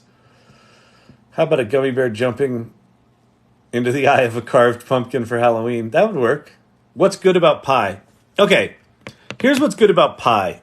So, let me tell you what's bad about pie. So, if you go to pie, it's just like ChatGPT. These are just prompts, basically. Like, I need... whatever, just vent. Like, this just tells you what you can do with it. But it's just like ChatGPT where you just, there's a little prompt box and then you type shit in and it types stuff back. If you try to actually get something done with pie, like give me a list of the ingredients of gummy bears, it will be the most frustrating experience of your life because it's designed to be a conversational bot. So when you say, give me the ingredients for gummy bears, it'll be like, That's an awesome request. I'd love to give you the ingredients for gummy bears. Can you tell me why you want the ingredients for gummy bears? You like, I just want them. Could you just give them to me in a bulleted list? A bulleted list is a great way to do that. So it can be very, very annoying if you just want shit done. But if you want to talk, it's really good at that. It's designed to be a conversational AI. So rather than type, just put it in a conversation mode and start talking to it. Hey, I really love gummy bears, and I'd love to know a little bit about the history of them. Where were they invented, and how did they get popular?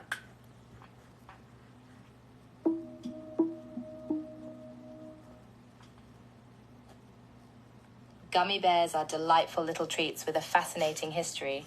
They were invented in Germany in the 1920s by Hans Riegel, who was looking for a way to create a new type of candy that was soft, chewy, and had a longer shelf life than other candies at the time. She's so saucy. The original gummy bears were fruit-flavored and made with a combination of gelatin, sugar, and fruit juice. They became popular in Germany and spread throughout Europe and the United States in the 1950s. Since then, they've become a staple of candy stores and kids' lunchboxes everywhere. And why bears?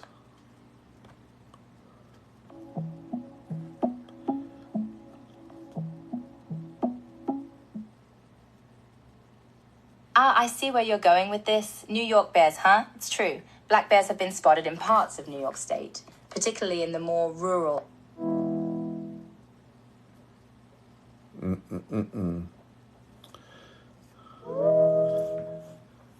No, I mean, why are they gummy bears? Why are bears the shape?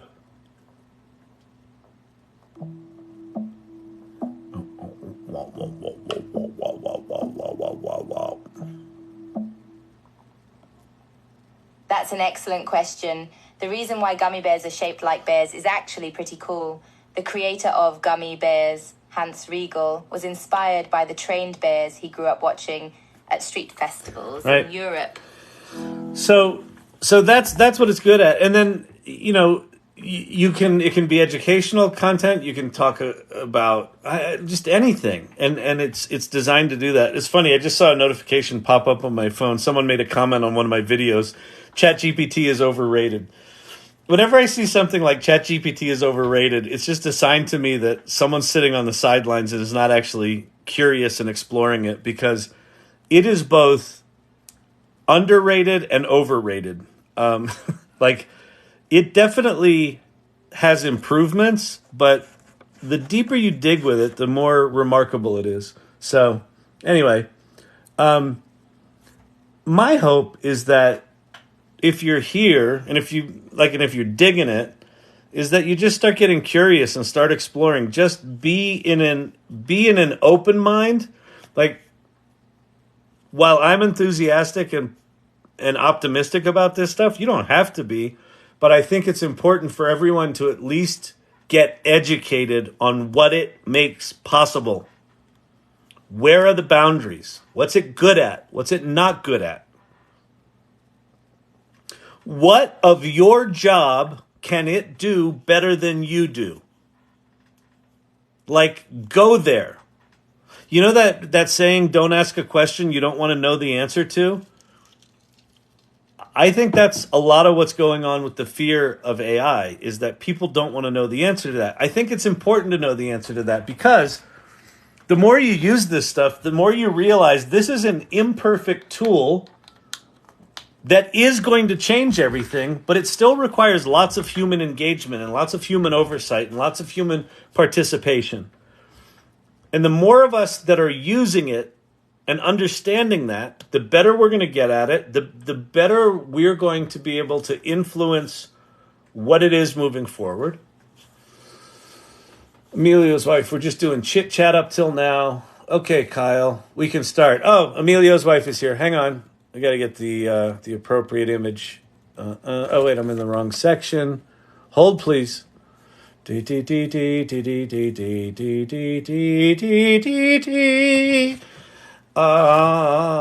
I late? The answer is blowing in the wind. And yes, you're late. You're very late. Oh, hi, Mark. Oh, hey. Oh, hi.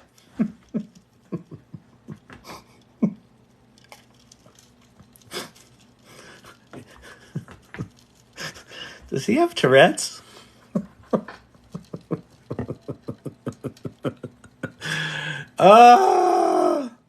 Sometimes I realize what a nincompoop I am, and it just cracks me up.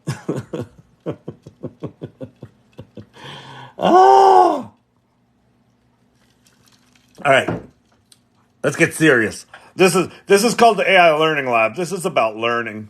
Thank you for the hot pepper there, Mike. I appreciate that.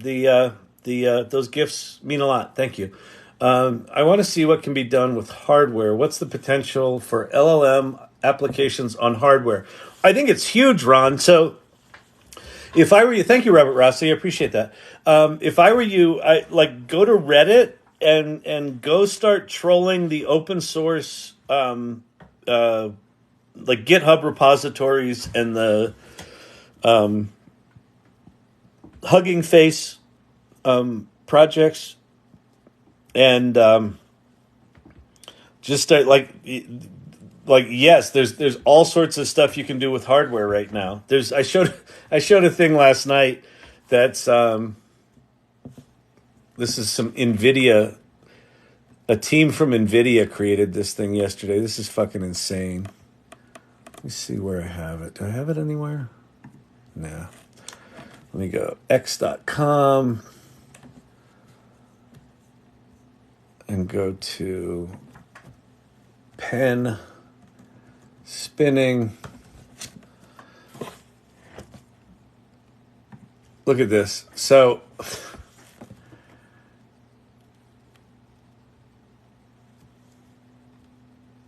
this group at NVIDIA used ChatGPT 4 with this new approach they called Eureka to train a virtual robot hand to spin a pen.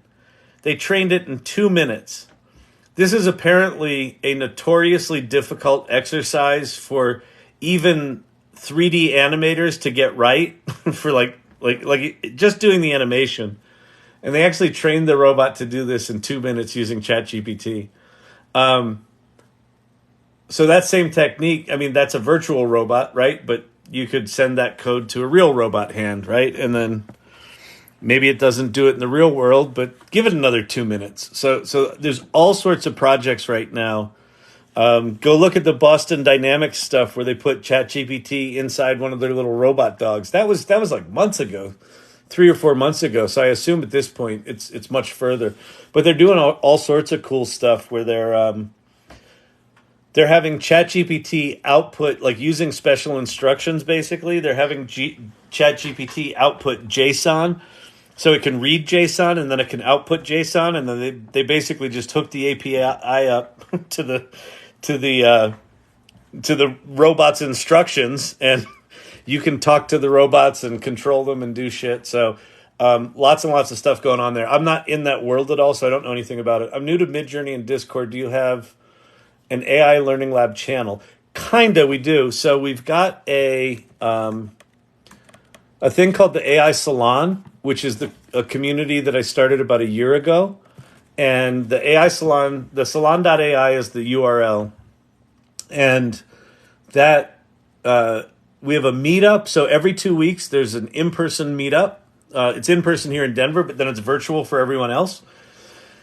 And we meet every 2 weeks, so this coming Tuesday is the next meeting, and then there's a salon Discord. So a lot of the people that come to this channel regularly, we're using the salon Discord as the place to kind of extend this community and extend the conversation and talk and collaborate in between, these meetings as well. So yeah, there is. And looks like there's a lot of people joining and introducing themselves, which is awesome. So if you go over there, if you go join the salon, please introduce yourself. There's an introduction channel, an introduce yourself channel. Let us know who you are, what your background is, where are you on the AI journey. Like if you're just starting, cool. If you're like, I've been doing machine learning for 30 years, cool. If you're somewhere in between, like most of us probably are, cool. Everyone's trying to figure this stuff out right now. Everyone's trying to figure this stuff out. No one is an expert. Zero people. Zero of the people. Zero people know what's going on right now. What a time to be alive. Isn't it? I mean, that thing, 2 minutes to train a robot to do that. So think about that. I didn't get that. Siri. Shh. Siri, so jealous. Siri, hey, go away.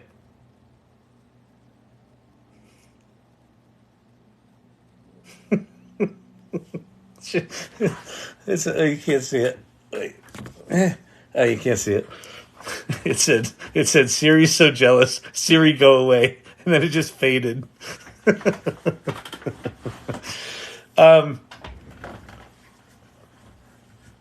We're in this remarkable transition right now where we're moving from a time where if you wanted to program a computer, you had to think about the logic. Like, part of what makes programming fun is doing the problem solving and the logic navigation.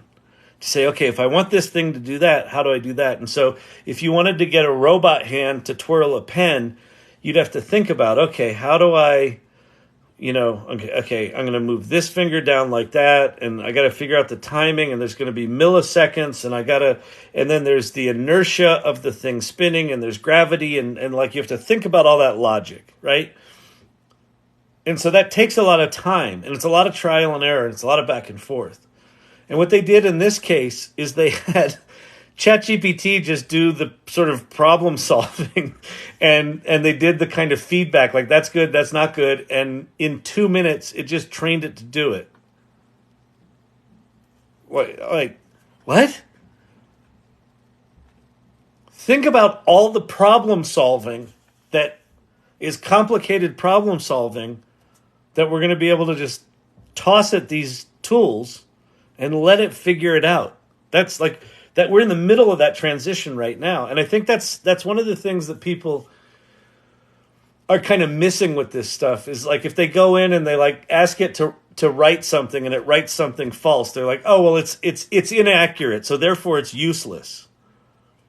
But they haven't sort of dug down to say, well, what can it actually do?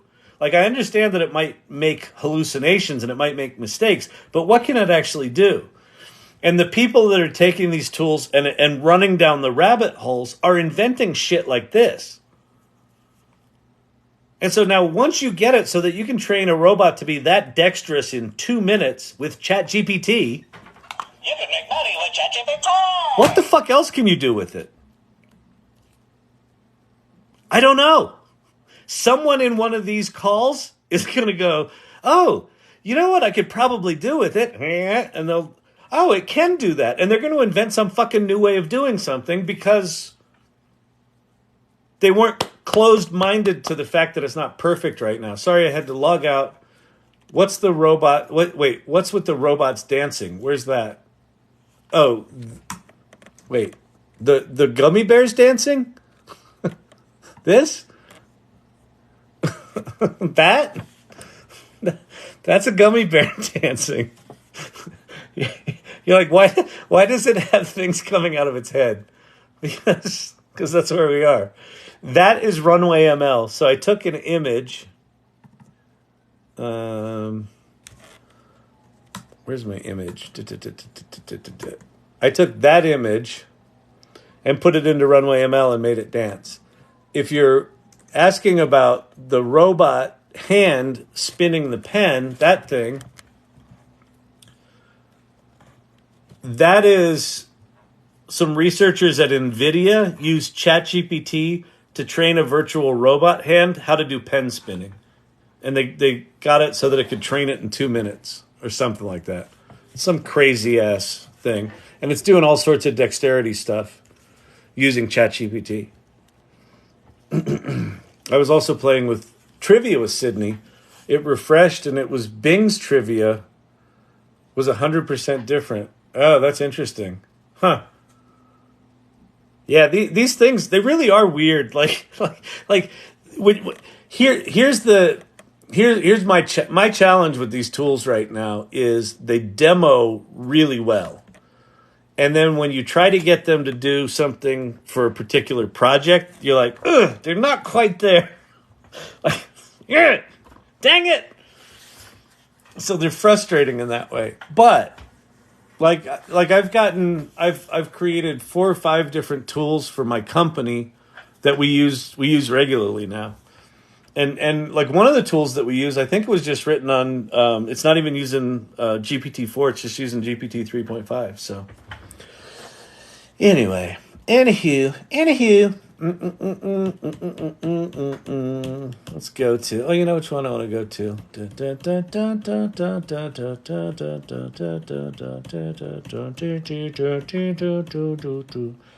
All these images, by the way, were all made in DALL-E. This is AI Anonymous. Hi, my name's Kyle. It's been 2 minutes since I've made something in DALL-E. I'm making something right now, Kyle. Thanks. That's awesome. You're the best. Could you make a picture of an obscure history book inside a UFO? Sure, here you go. Kyle, what did you create the dancing things in? I missed the beginning. Runway ML. So I just typed in text to video. You'll appreciate this, Overfox. So I did text to video. So this was this one was gummy bear dancing on a confectioner's table, and so this is what it created. So this you can have nightmares about, but I think that's kind of awesomely bad. And then we went over to ChatGPT and created this image with DALL-E 3, and I'm like, ooh, that's going to be a great video. And then so that was the start image for this thing, which you're like, okay, this is going to be awesome. And then it similarly kind of goes all devil on you. So that's what that is. Could pen spinning become surgical assistance? Yes. There. One of the other things there was like one of the other things that happened this week was someone figured out a way to get ChatGPT to understand like the folds of the brain or to visualize the folds of the brain based on something like yes, like that's the thing is for any of these tools, for any of these demos that you see right now, extend them out. Say, okay, that kind of dexterity, if you can get train a robot to do that, then we will start to be able to train these robots to do incredibly sophisticated things without someone having to program it. It's cuckoo. So yes, that is the implication there. It's like, holy crap! Just the speed of innovation. I mean, think about that. If you go from having to figure out the physics of how a robot with whatever its dexterity and speed of actuators and stickiness of rubber substance and physics and gravity, if instead of having to think about all that and program in all those things manually as humans, the thing can just figure it out. Think about every complicated system. Ask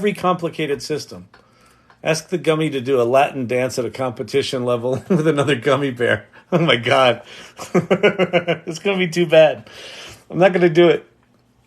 By the way, if I assume, Corey, you've seen the TikToks, all the West Coast swing, all those dancers that do the dances that they kind of make up in real time. Those people are amazing. All right, what are you doing time-wise? We're getting there. Happy Sunday night, people. Hope you're having a good time tonight. Watched 2 Shapiro YouTubes today, and the guy from Google also. I was gink. Yeah. So what Silver Fox is talking about is David Shapiro. So one of the guys that I recommend you watching is David Shapiro on YouTube. His channel is here. Hang on. It's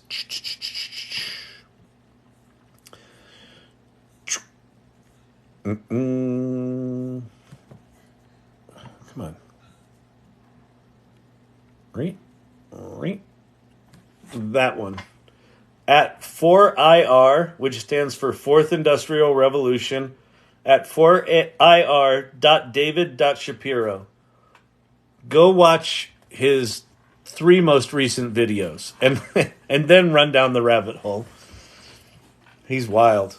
So previously inoperable conditions will no longer necessarily be so. Yeah. And you know, things like paralysis, like they've already used large language models to this is just insane. They did this with a guy in Italy about, I don't know, 4 or 5 months ago. So I'm sure it's advanced since then. They basically took MRI scans of his brain. They said, think about moving your legs. He was in a motorcycle accident. So severed spine, can't move his legs. So they used large language models to read the MRIs when he thought about moving his legs. They then sent those signals via a Bluetooth jumper. So they Bluetoothed around his injured spinal cord with electrodes, you know, going down to his legs, and basically sent the large language model learned, or the transformer learned patterns of thinking of moving his legs down to electrodes in his lower spine, and now he's walking. So it's like neurological disorders, injuries,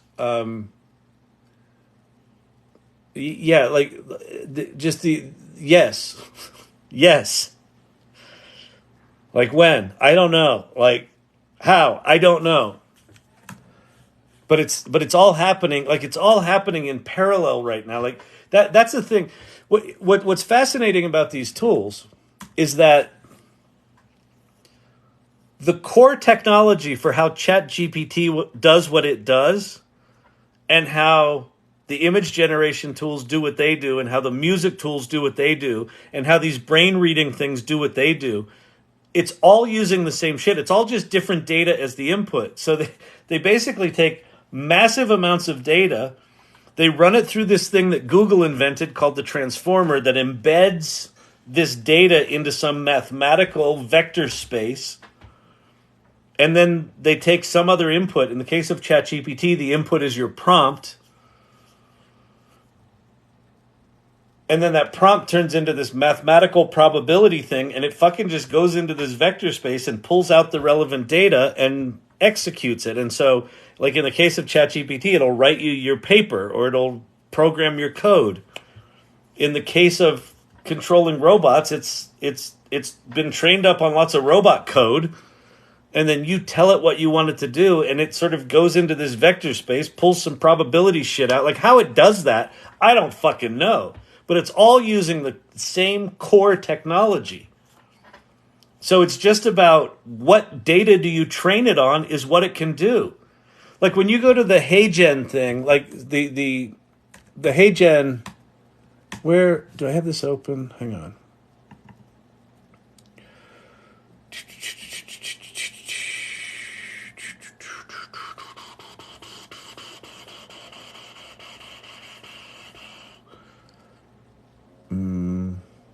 Oh, that's not what I wanted. Hold, please.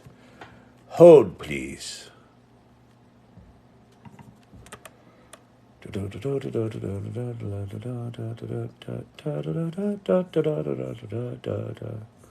Where am I missing something here?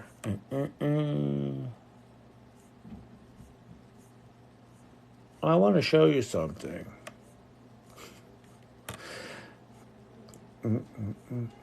Here it is.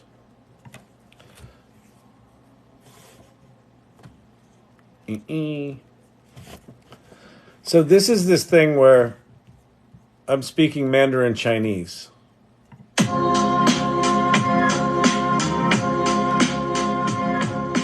23日会议将是什么样子？我将分享人工智能及其实现的许多知识。我将分享我们 So, how that translates me into Mandarin is it's the same tool that that translates me into Italian. So we've heard from a number of clients that modular content is important to them, getting more efficient with how we create content and how we leverage content. Clienti dicono che il contenuto modulare è importante. So it's not any more complicated for this tool to learn Mandarin Chinese than it is for it to learn Italian. It's just you take the training data of Mandarin and it learns Mandarin. You take the training data of Italian and it learns Italian. You take the training data of brainwaves and it does brainwaves. You take the training data of images and it does images. Now, it's way more complicated and sophisticated than that, but this is a situation where data is data is data. Like once you get it into a data form that these machines can understand using this transformer technology, you can stitch together multiple of these models and get it to do shit like you input text, so it's using a large language model for text understanding, and then it's got a thing called a diffusion model for how it creates images. And this has got some voice synthesis model combined with some translation model combined with some large language model, and it's combined with some animation model to change the lips while I talk. So it's combining multiple models together, but the same core exercise of how you train the data and how it does what it does is all essentially the same shit. So this is all just about what we train the data on and what we have it do. And that's why we're just going to continue to see over the next 3 years, like miraculous capability after miraculous capability after miraculous capability. I still find it miraculous that I can go to ChatGPT and say, write me a paragraph, and it just goes, make me an image. Write a song. Is that not blowing anyone's mind other than me? Oh, ChatGPT's overrated. Really? Have you actually used it? It's not perfect. Okay. All right. Check back in a year. Kyle, have you seen the latest image generation using brainwaves? I have not. Is there a place to go to look at them? But I'm sure it's face melting. Hi, my name's Kyle. Hi, Kyle. They pay you for this advertisement? Nope, they don't. They should. Morals. Do you have morals? Are you using this stuff, morals, or are you just in here to troll? Because I'm fine either way. Just be creative in your trolling. But I'm just curious if you actually use this stuff, or if you just like coming in and yelling people that don't have qualifications. Life's tough. It's tougher when you're stupid. You know what I mean? You know what I'm saying? Anyway. Will you be getting Elon's brain chip? No, but I did get Sam Altman's World ID. Sam Altman scanned my retina. That should piss you off. Want to see my World ID?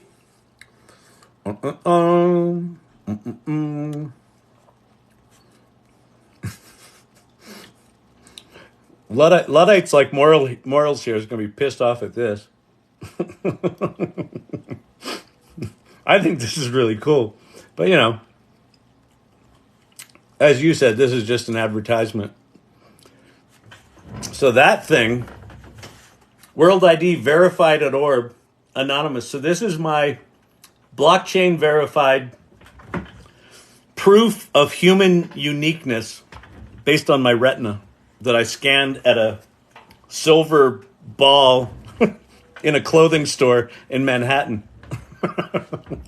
So yeah. Speaking of the Elon Musk, what's it called? Neuralink. I don't think I'll be doing Neuralink because I don't think we're going to need to do surgically implanted stuff for things like that. If you paid attention to the Vision Pro announcement from Apple. You'll love this, Morals. Okay, check this out. This is exciting. Okay, so Neuralink, what they're doing with Neuralink, if you don't know what it is, they drill a hole in your brain or multiple holes. They put in an electrode that's got 60 or 120 electrodes. They've now built a robot that can insert these electrodes into your brain tissue and avoid hitting any capillaries or veins or any blood flow. So they basically steer these electrodes in between your blood vessels. So that's insane. But it's basically like instant connection to certain parts of your brain, and then it's a computer interface that's instant. But check this out. In the Vision Pro goggles, one of the ways they work, there's 4 cameras pointing at your eyes. And then in the goggles themselves, there's this chip called the R1 chip that's doing real-time machine learning, artificial intelligence kind of machine learning analysis of all these sensors, right? So the way the interface works for Vision Pro is it's based on where you look. So it'll pop up some icons in front of you, and then you look to an icon, and when you look to that icon, it'll highlight. And then I think you do this with your hands, and there's some other camera on the outside that when you do this, you select that icon. But here's something that they're doing. You emotionally know which icon you're going to click before you look over and click on it. And so they're measuring micro movements in your irises, dilations in your irises, to know which icon you're going to look at before you click on it, and they start preloading that application before you actually click on it. So in Vision Pro's hardware today, that's probably going to come out to developers before Christmas, is essentially real-time like brain analysis of what's going on in your brain before you even know it. So you don't even necessarily need brain implants for that level of response. That's freaky, huh? China prioritizing AI with the goal of something. Ever since you start these lives, I use ChatGPT every day from cooking to coding. Perfect. Again, my goal here is not that you love AI. I don't give a shit if you love AI or hate it. But don't be ignorant of it. Don't assume that because it isn't perfect, it's a waste of time. I think that's the biggest mistake. That's what this channel's about. China prioritizing AI with the goal of intelligentized warfare, Pentagon warns. Of course. You want to be scared? Go look up a company called Palantir. So Palantir is a military company that builds war logistics software. And they announced with pretty decent fanfare about 6 months ago, they've put a ChatGPT-like interface on top of their war logistics machine with their vision shit. So they can basically take imagery of a battlefield, and if they notice in the battlefield that the bad guy moves from that hill to that hill, the system will now come up with response scenarios in real time and send those to generals. So yeah. The war shit. So, here's the deal, kids. All this ChatGPT shit is new and shiny. AI and machine learning and expert systems have been around for fucking decades. You don't think the military's got crazy, scary-ass shit? I was talking to someone at DARPA. We did a proposal to DARPA for our Storyvine technology, and it was I came up with a use case for being able to use our video storytelling thing to have soldiers on the field, they could watch questions from a psychologist, and then they could answer those questions, and they could do it in a non-real time way, right? So they could do it in a time-shifted way. And so I'm presenting this idea to this guy from DARPA, and I said, and for example, you could even have like the doctor, if the question is, are you okay? And the soldier says, yes, I'm okay. The doctor could look at them and know that they're not okay based on and the guy from DARPA was like, oh no, we can do real-time emotional analysis. Like the doctor doesn't need to actually analyze that. We know if they're lying. Like this was like 10 years ago. So like the military's been doing this stuff for ages. I think what's different here potentially is the speed with which the advancements are going to come and the ease with which. So historically with machine learning, you had to do these kind of specialized expert systems. So you train it on very, very specific data. What's happening with ChatGPT is it's a generalized intelligence. So it knows lots of shit. And so now they're taking these generalized tools and applying them to expert systems, and it's accelerating things. So yeah. I heard in Ukraine, I think there's been the first use of an autonomous AI-controlled drone that took out an enemy.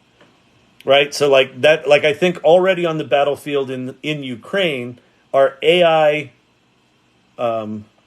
controlled autonomous war machines. Like it's happening right now. Like yes. So yes. Should that be something we're concerned about? Yes. I mean, the military hopefully is on it. And this is why it gets weird about, the government should regulate this and shut it down and da. Well, the other countries aren't going to stop this. Like the horses have long left the barn. And I think, Meta open sourcing their large language model, makes this even less controllable than it was before that happened. So yeah, there's some scary shit out there. But anyway, it doesn't mean you shouldn't play with this stuff, even if it's fucking scary. How do I get this back? Wait, I go here, I go here. I go there. All right.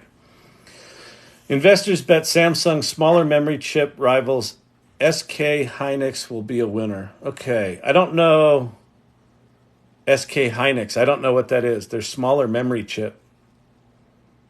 I don't know what the implication of that is, Thelonious. It sounds cool. I don't know what it's got to do with AI. Didn't Tom Cruise do a movie about that? Yeah, there's been a lot of movies about this stuff. Would you like to play a game? Reddit can survive without search. Company reportedly threatens to block Google. Oh, interesting. The whole thing of like the future of search is fascinating. I mean, you got to ask yourself, if you're a thinking person, why did the company Google that invented the transformer that's making all this possible, why did they sit on it for so long? Because I think they knew if we make a machine that just answers what people want, our search engine business is over. Now, their market share hasn't really gone down since all this came out. So I don't know that it's playing out right now. And Google, it sounds like what they're coming out with Gemini is going to be pretty fucking powerful. So I wouldn't count Google out right now. But I think search just has to change. I barely go to Google anymore, ever.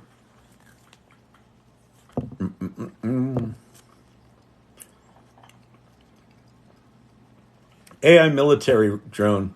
The Valkyrie XQ-58A is designed to deliver weapons or assist fighter jets. Oh yeah, I saw that thing. That was pretty cool. Doesn't that fly in conjunction with a piloted jet? It's like a wingman for a piloted plane.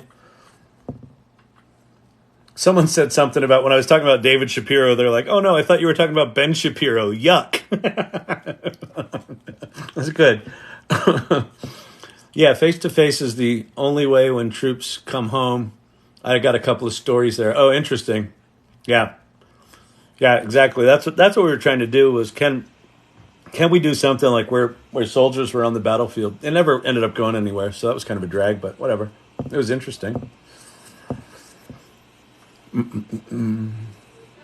Yes, yes, and yes, too late. ET's talking about too late. I assume about the military stuff. What's the WorldCoin message? I don't know what you mean. I don't know what you mean, Silver Fox. The reason why you should play with it, Sherry D, the reason why you should play with it is because it's scary. Exactly. This shit is way scarier when you don't know what it is. Because you can only imagine, and you hear stuff like, oh, the war machines and the this, and it's going to do that. And then you use it and you realize, okay, it's a tool. Now, if you sort of play out scenarios and say, wait, if it's really good at this kind of thing, I wonder if it could do this kind of evil thing over here. The answer is yes.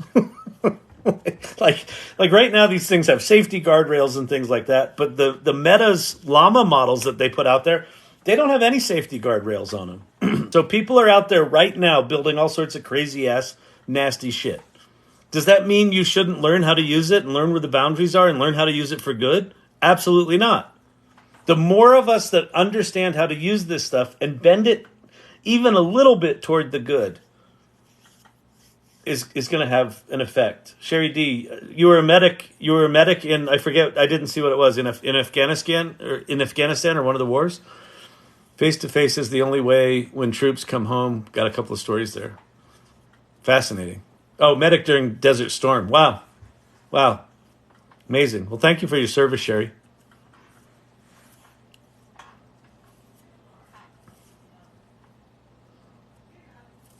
You know, I again, back to the virtual companionship thing, I think that there are going to be countless stories of things that are difficult for people to talk about, that for whatever reason are not comfortable seeking help and doing that with people, where they can do it with something like Pi or like a medically upgraded version of Pi, where they are going to be comfortable with that conversation. And it's going to help a lot of people. Like, I really believe that. YouTube Meta AI using brainwaves. YouTube, okay, Meta AI using brainwaves, 240 timestamp. Let's go look at that. YouTube. Oh, look, it's me again. I can't get enough of me. I'm everywhere. Wait, stop, shut up. Meta AI using brain waves.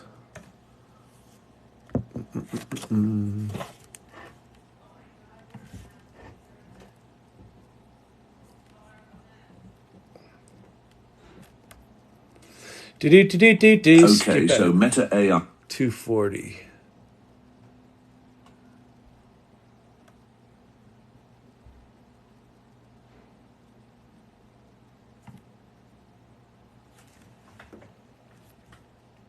as if these AI systems are mirroring the neural intricacies of the human brain. And while other tools like functional magnetic resonance imaging can yield more detailed images, the superpower of Meta's new AI decoder lies in its speed, being able to generate images from brain activity in mere milliseconds. Notably, these visuals are still somewhat lacking in fine details, but they can still accurately capture the broader essence of what the human eye is perceiving. Now for the bonus look into what this technology is leading up to. By just connecting the dots of progress made, Meta's future research trajectory is becoming clearer. For one, last year Meta introduced a novel AI architecture aiming to break existing limitations in order to think and act. I don't know if that's the one that you were talking about or if that was the timestamp, but yeah, that's pretty amazing. The fact that they're able to do this in milliseconds. I mean, again, think about this. So if we're now at the point we can read brainwaves, we can also likely write to brainwaves. So someone who's blind, you could, this stuff can see, and you could potentially allow them to see, or at a minimum, in real time describe what they're seeing. And yeah, yeah. So yeah, it's we're in weirdness, people. We are in weirdness. We're in post sci-fi. We're in a post sci-fi situation here, people. Hi, my name's Kyle. My mind was blown again today. So was ours, Kyle. Welcome.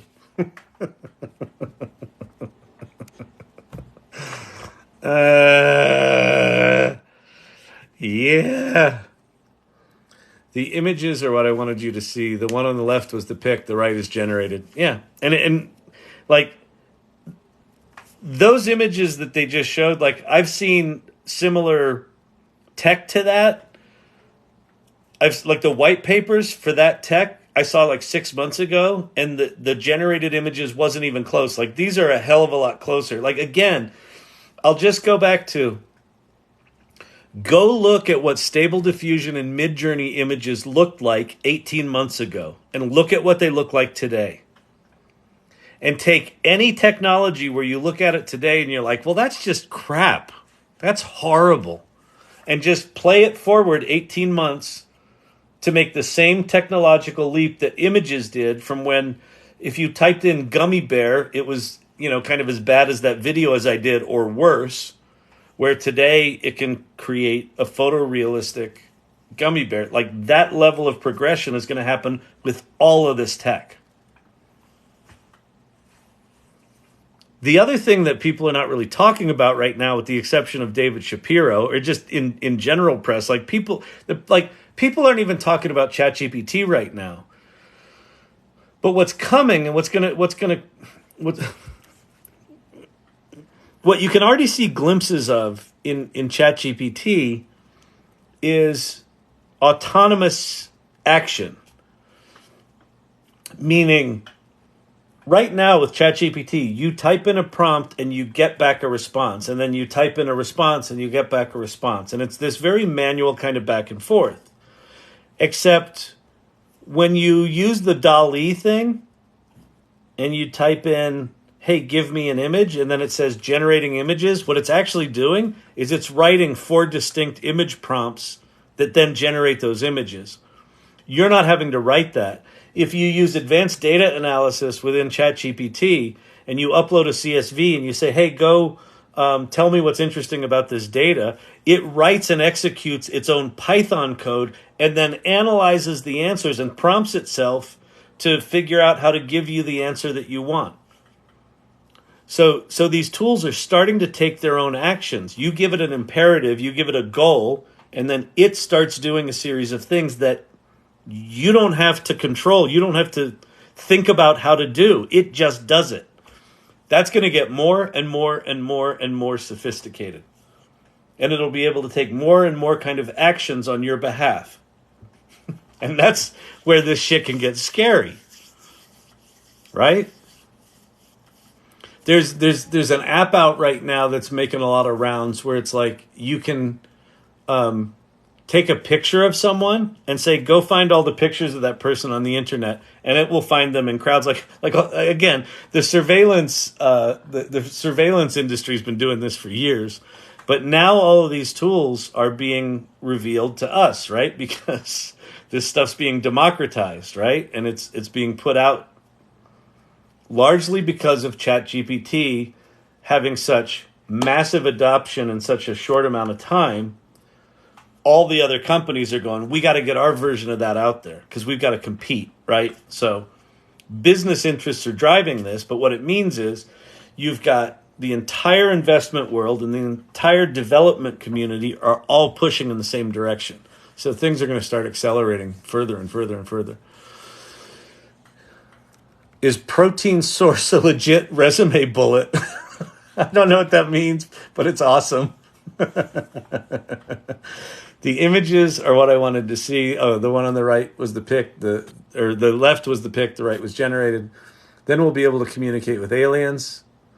They're already talking right now about. I think they're already starting to do communication with animals, with whales, dolphins. I think turkeys. Someone did something with turkeys, or maybe I saw a guy that a guy spent enough time listening to turkeys that he understands turkey language.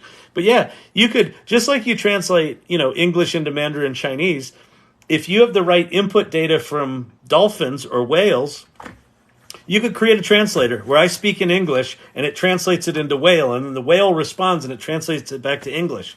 Like, that is not out of the realm of possibility. I would be very surprised if the researchers that have been trying to figure out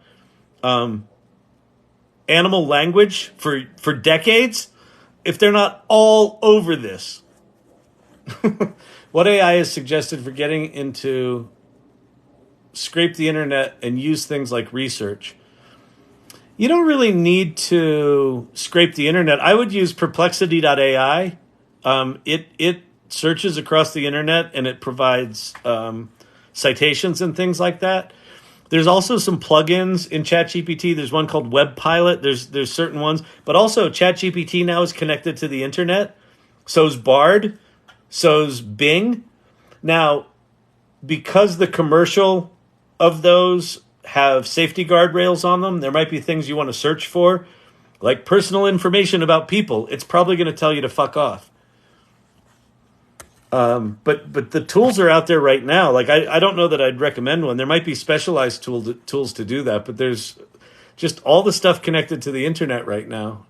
PimEyes is the photo tool. I used it to get intel on people I'm dating. Found one was married with 5 kids. There you go. That preempts the harder conversation 3 months down the line, right? Amazing. PimEyes. My brother's new book is out. Just got it. It's incredible. Awesome. What's it about, Thelonious? Thing is on a certain subject. There may be 10 groups researching. Yes, they collaborate. But with this, I don't quite know what that was in reference to. The free version of Charity is not connected to the internet. They just told me. Of Charity? The free version of Charity? What do you mean Charity? I don't know what that is. All the data is there and can be filtered in seconds. Is ChatGPT Pro worth the money? Perspective matters. I historically have said it's really up to you. I now think ChatGPT 4, the $20 a month is the best deal. Like, as whoever said that was in here earlier kind of trolling me, do you get paid for this advertisement?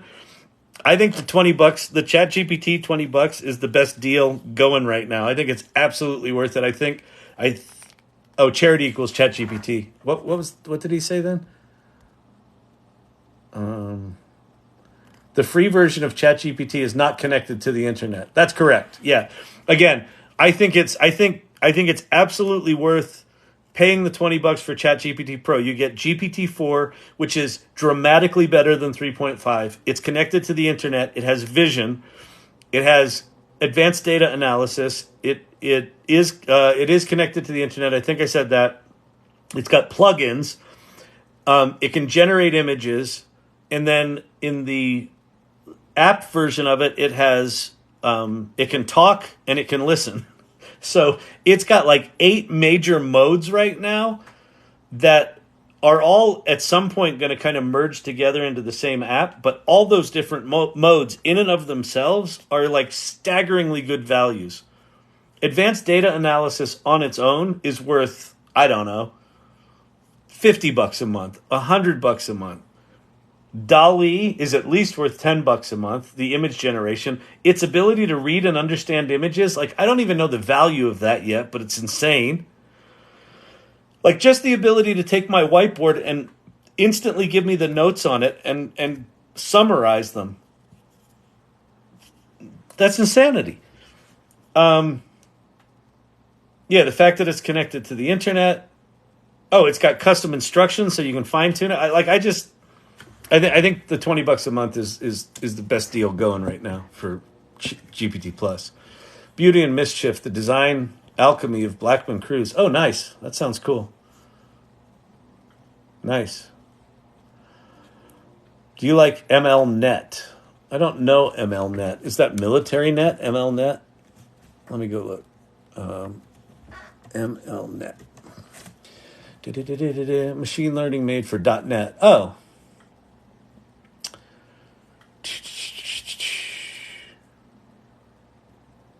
It's a machine learning framework. I don't know that this is probably more on the infrastructure side. So I tend not to be on the infrastructure side as much as I just want to use the tools. Although I'm potentially building something for a pharma company where I'm going to have to geek out on that stuff. But I think we're probably going to develop the initial thing we build on AWS, not on Microsoft. But it looks fine. It looks cool. I can't even imagine the conversations we'd all have if we were in the same room. Yeah, exactly. Well, that's what the salon is about. So come to the salon. So how are we doing time wise? I got to go soon. If you have not seen this yet tonight, so that URL right there, the salon.ai, that's a community that I started last December, where we have bi-weekly meetings. So we meet every other Tuesday. So this coming Tuesday is the next meeting. We meet in person here in Denver and then remotely everywhere else. And we have an online Discord community. So join the Discord community, introduce yourself. If you want to, basically, if you want to hang out with a bunch of irregulars, if you want to hang out with a bunch of weirdos that are like, okay, I got to figure this AI stuff out. That's what this community is about. It's not about loving it. It's not about evangelizing it. It's about, what do we do? What do we do? How does it work? What do I do now? I'm a copywriter. Should I be scared? Oh, fuck. Yes, I should. Okay, great. What do I do? Here's where to start. It's all people just trying to figure this stuff out from all walks of life, from all different technical backgrounds, creative backgrounds. There's architects, there's writers, there's artists, there's, Pate, who works at Google on their TPUs. He's in there. He runs the AI Mechanics Guild. We have different guilds. There's a writers guild, an art guild, business guilds. I mean, it's pretty slick. So come hang out. But you can't be a douche. The first link, that's a link tree. The first link talks about what the salon's about and what our values are. And the values are things like curiosity, exploration, inclusion, empathy, generosity. Like, share what you learn. Don't just come in there and sit in the corner and do that. Like, teach people what you're knowing. Herod, who's this amazing designer, is in there teaching people how he does these amazing animations, right? Like, it's a generous community. So if you're stingy, it's not the group for you. If you're generous and curious and adventurous, that's what it's about. Wow. Well, that was very, very intense. Well, we're trying to change the world here, people. Don't you understand? Don't you get it yet? I think Ted made this one. Ted Looks at Life. The varsity jacket. Oh, man. Retropunk, thank you again for all your help. You've been an inspiration. Yeah, Retropunk's amazing.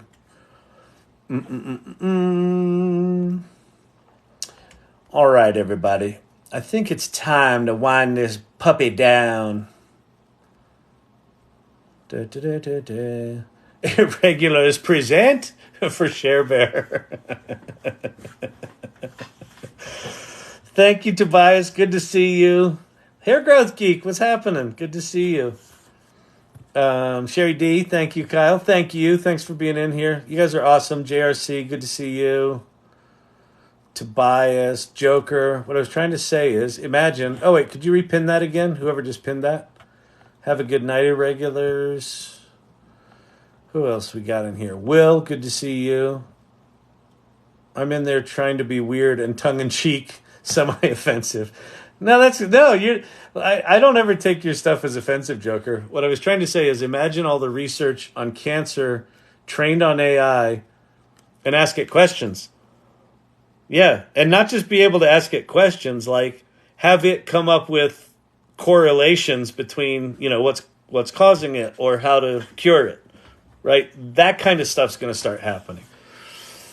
Source Camp, thanks, Kyle. Good night. Good night. Good having you in here. Kavruno, good to see you. Forever Hooked, Steve-O, peace, buddy. Retropunk, great to see you.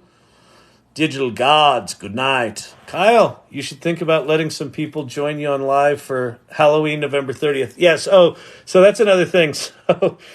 So I'm strongly considering that on November 30th, the anniversary of the launch of ChatGPT, doing like a 24-hour AI learning labathon. Yeah, I think we're gonna have to coordinate with the irregulars so I can take some breaks in there. Thelonious, the tailwinds of AI are starting to kick in for Microsoft, says Jeffrey's Brent Thrill. Oh, that's interesting. Well, did you see Sam Altman just said OpenAI just hit 1.3 billion in revenue? 1.3 billion in revenue.